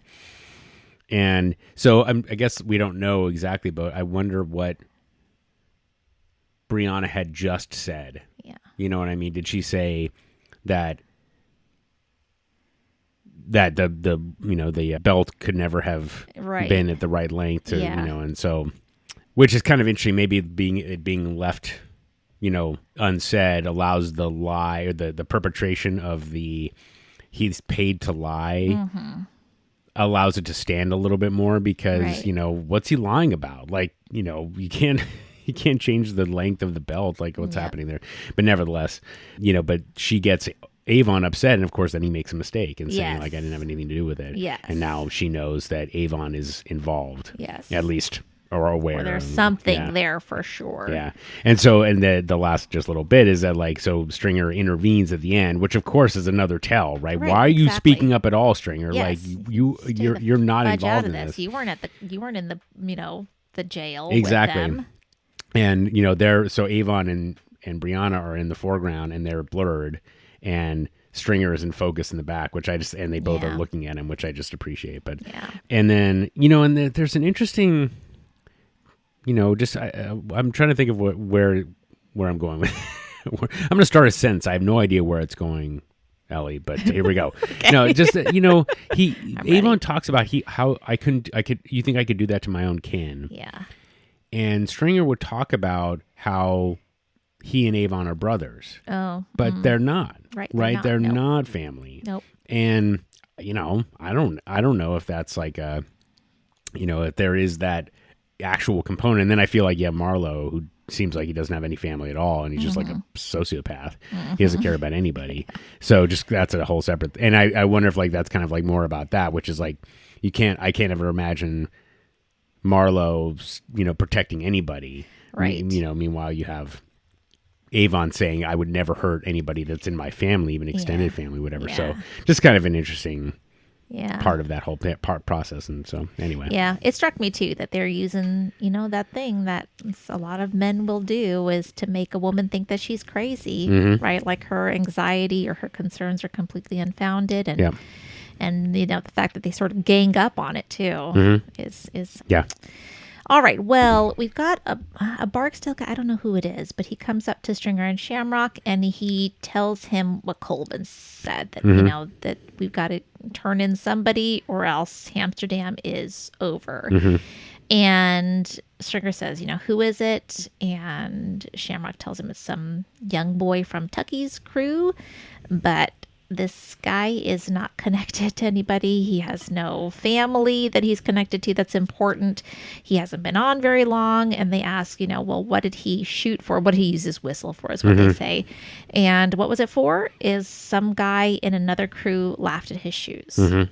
That is it. Yeah. So Stringer says, do it. Yeah.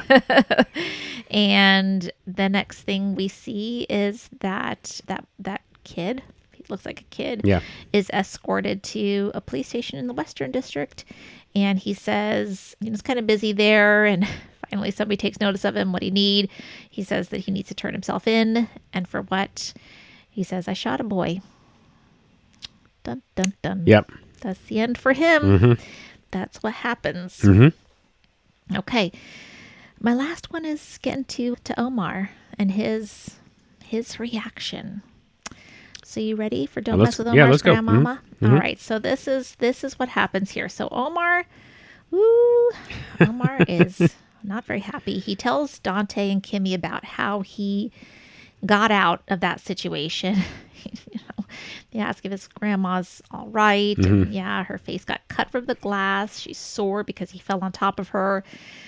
And he's really upset because he's like, this woman raised me. I had to take her to the hospital, watch them stitch her up. She, she thinks I work at a cafeteria, he says. Mm-hmm. They ask him like, why would you tell her the airport? And he says, because I know she's never going to go down there to eat, which is sad. But Kimmy's laughing. And anyway, so he's been taking her to church on Sunday for years, right? Like, he has told himself that it's okay for him to do that because nobody would disrespect the Sunday truce. Yep. And he says, hey, I was going to just leave the Barksdales alone after what happened to Tasha. I was not going to mess with them anymore. I was going to be done. But now Avon's got to go and Stringer's got to go. And he says that. Kimmy says, if you're going to do that, I'm out. I'm just here for the money, and there's easier ways to get money than this.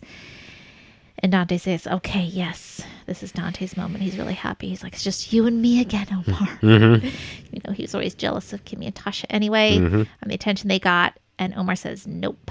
Yep. No, not you. This is just me, nobody else. And Dante tries to insist that he be a part of this. And Omar again says, no, you are not. Which makes me think Dante's going to do something stupid later. Reminds me of the way that Nick never trusted Ziggy with anything. And then Ziggy did something stupid. Okay. She got cut in her face in the glass. And she saw from where I fell in her. But other than that, though. You saved her ass, huh? I damn near got that woman killed, yo. Y'all should have seen me inside our hospital while they stitching her up. Lying about why somebody want to shoot me down the street. That woman think I work at the cafeteria. Cafeteria? At the airport, yeah. The airport? Why the airport? Because I know she ain't gonna never go down there to go dine, and that's why. Hey, yo, Kimmy, this ain't funny, yo. That woman raised me. And for as long as I've been grown, once a month, I've been with her on a church Sunday, telling myself ain't no need to worry because ain't nobody in this city that low down to disrespect a Sunday morning.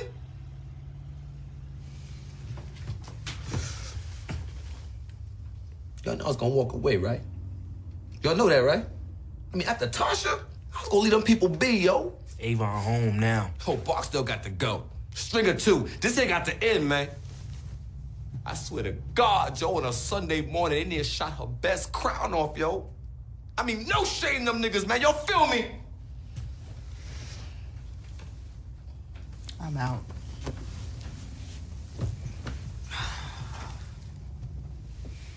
You back to dealing with Barksdale people. I'm out, yo. I'm in it for the money. It's easier out there than that.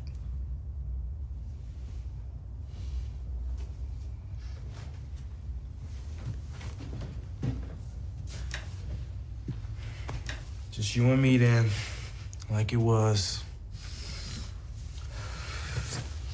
Nah, yo. This one about me. Nobody else. I'm with you.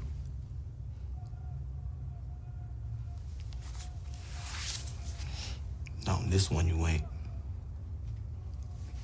That's the end, man. Yep. That's the whole episode. Boom. Well done. Slapstick. Well done. That is slapstick. Michael K. Williams' performance in that scene is unbelievable. Yeah. I mean, he's just the amount of anguish that he feels Yes. about this incident. Yes. And just kind of being Agreed. exposed Agreed. is really something. Yes. I like Kimmy's. I like her response. I kind of, Yeah. and just, that's, I'm For in it for the sure. money, and Yeah. she's trying to be supportive, but she doesn't want to keep going in this direction.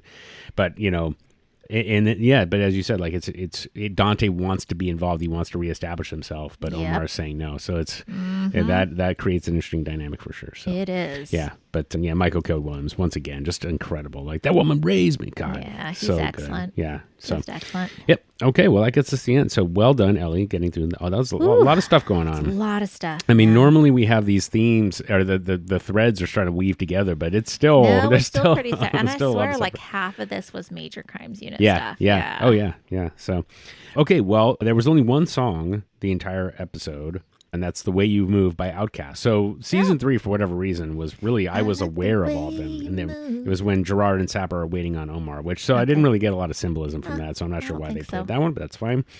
Okay, the killer cameos. Now, I actually have quite a few here. I feel like I have to say up front, though, that normally it would go to Omar's grandma.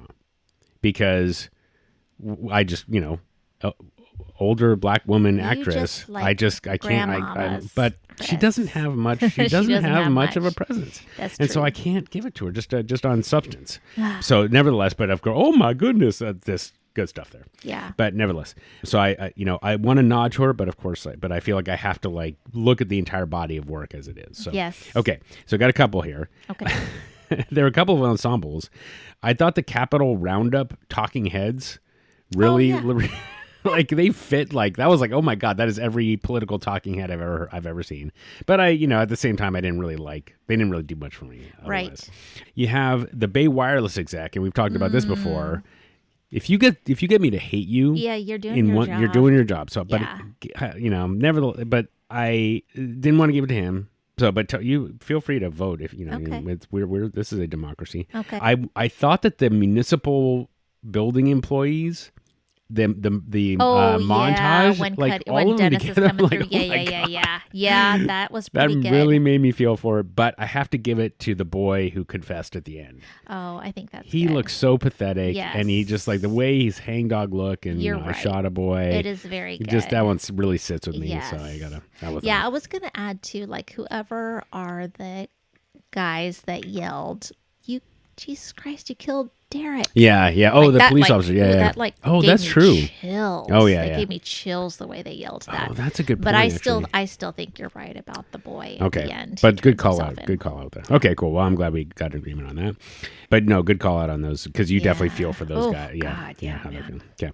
All right. Well, now we get to the Mr. Nugget's life lessons. Mm-hmm. First one, never on a Sunday morning. Yeah. I mean, don't shoot anybody in general, exactly. but never on a Sunday. Come on. Some things got to stay holy, sacred. That is what I literally wrote that down. Wow, I don't know. We're on the same wavelength. I mean, holy cow, Ellie.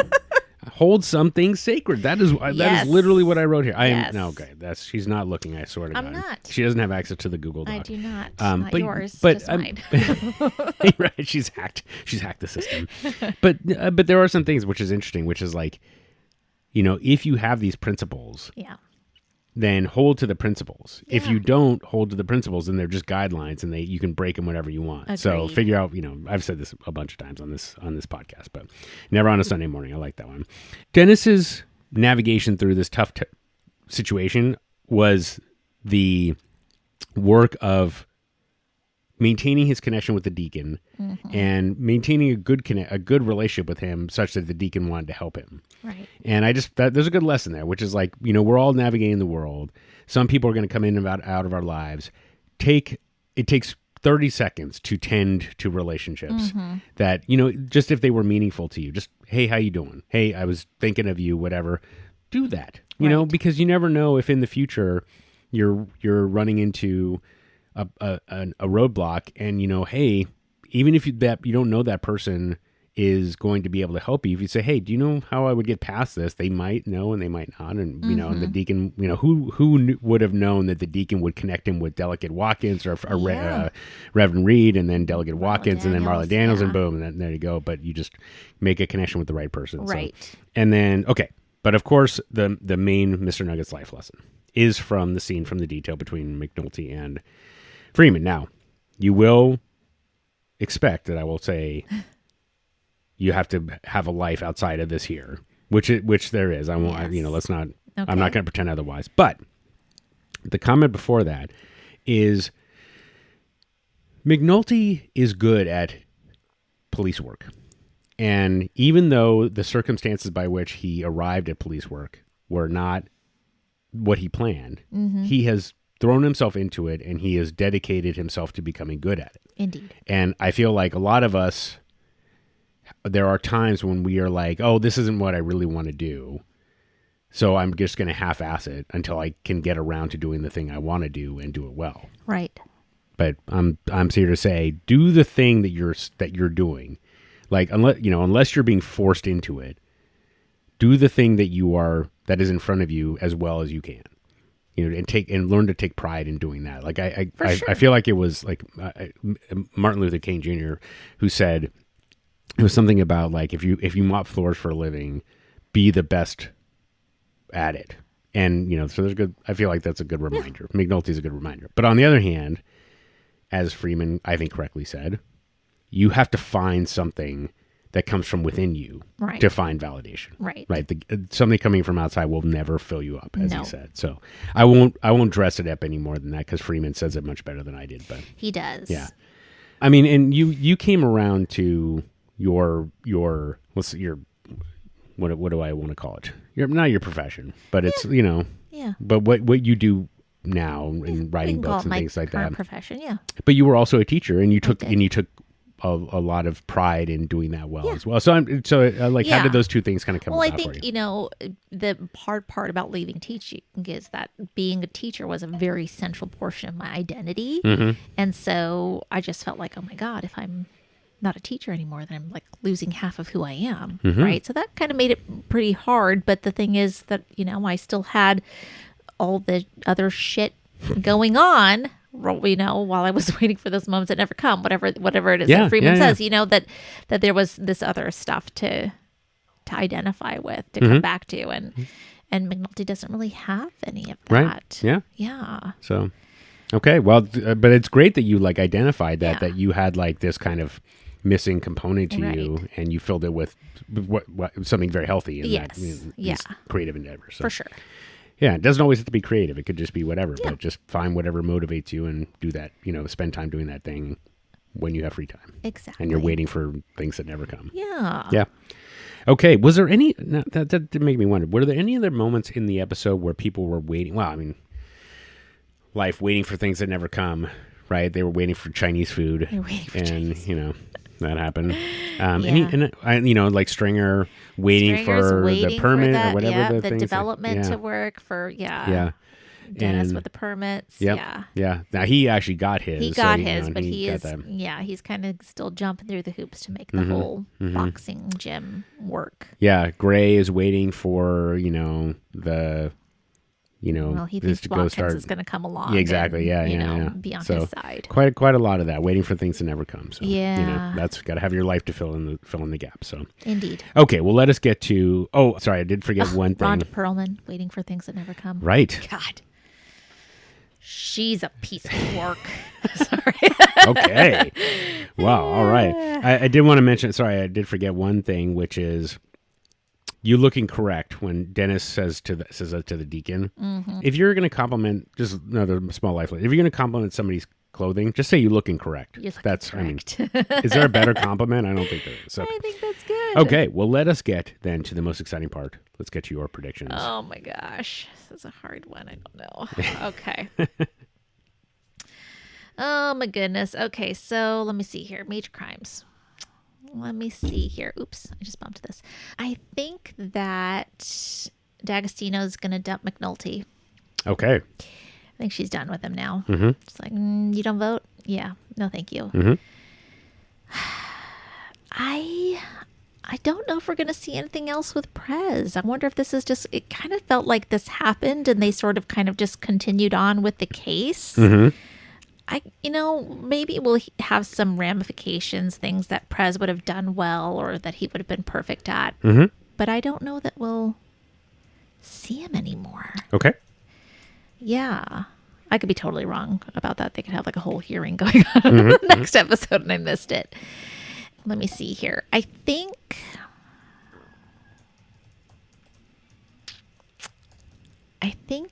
that something's going to come up with the DNRs on all these phones. Okay. But I don't know what. Okay.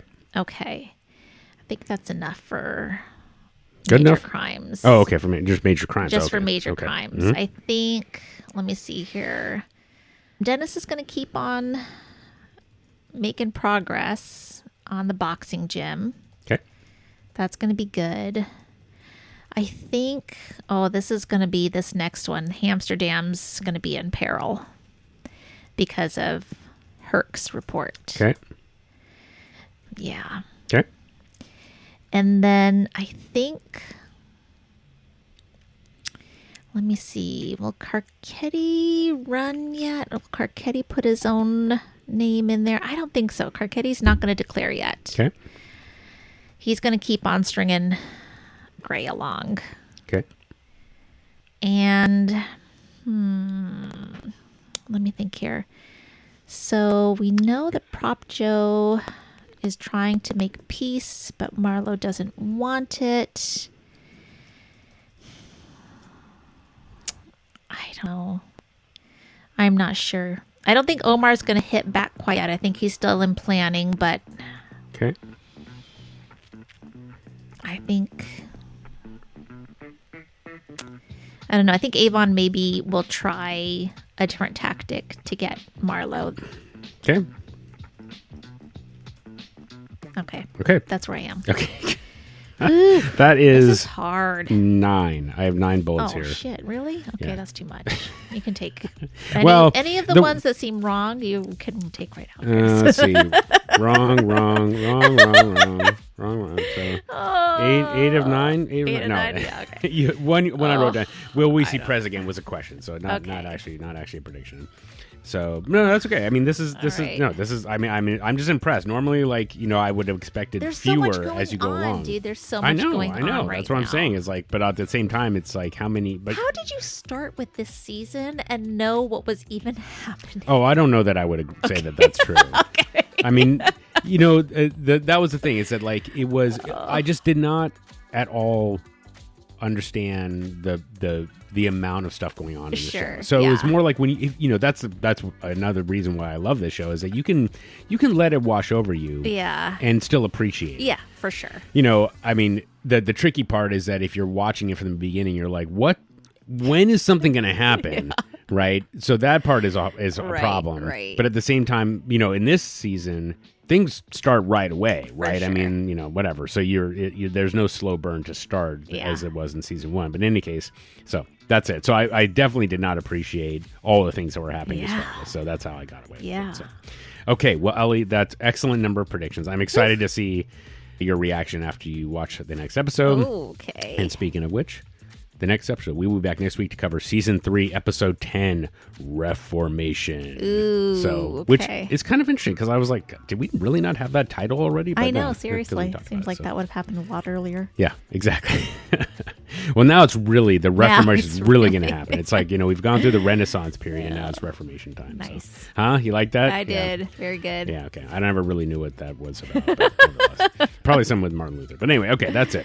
All right, well, thank you, Ellie. As always, great episode. Yeah, thanks, Chris. And we will be back next week. See you all then. Okay, bye, everybody. The Wired and Rewired podcast is Ellie Peterson and me, Chris Aronchek. Our theme song is Nice Vibes by Neon Beach.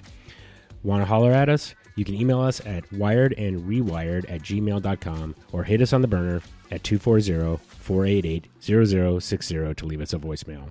We're Wired and Rewired on all the socials. And of course, if you like the show, please give us a rating and review on iTunes, Spotify, or wherever you get your podcasts. It helps other Wire fans discover the show. And until next time. You looking correct? Sunday morning, I'm on my way to hear the word,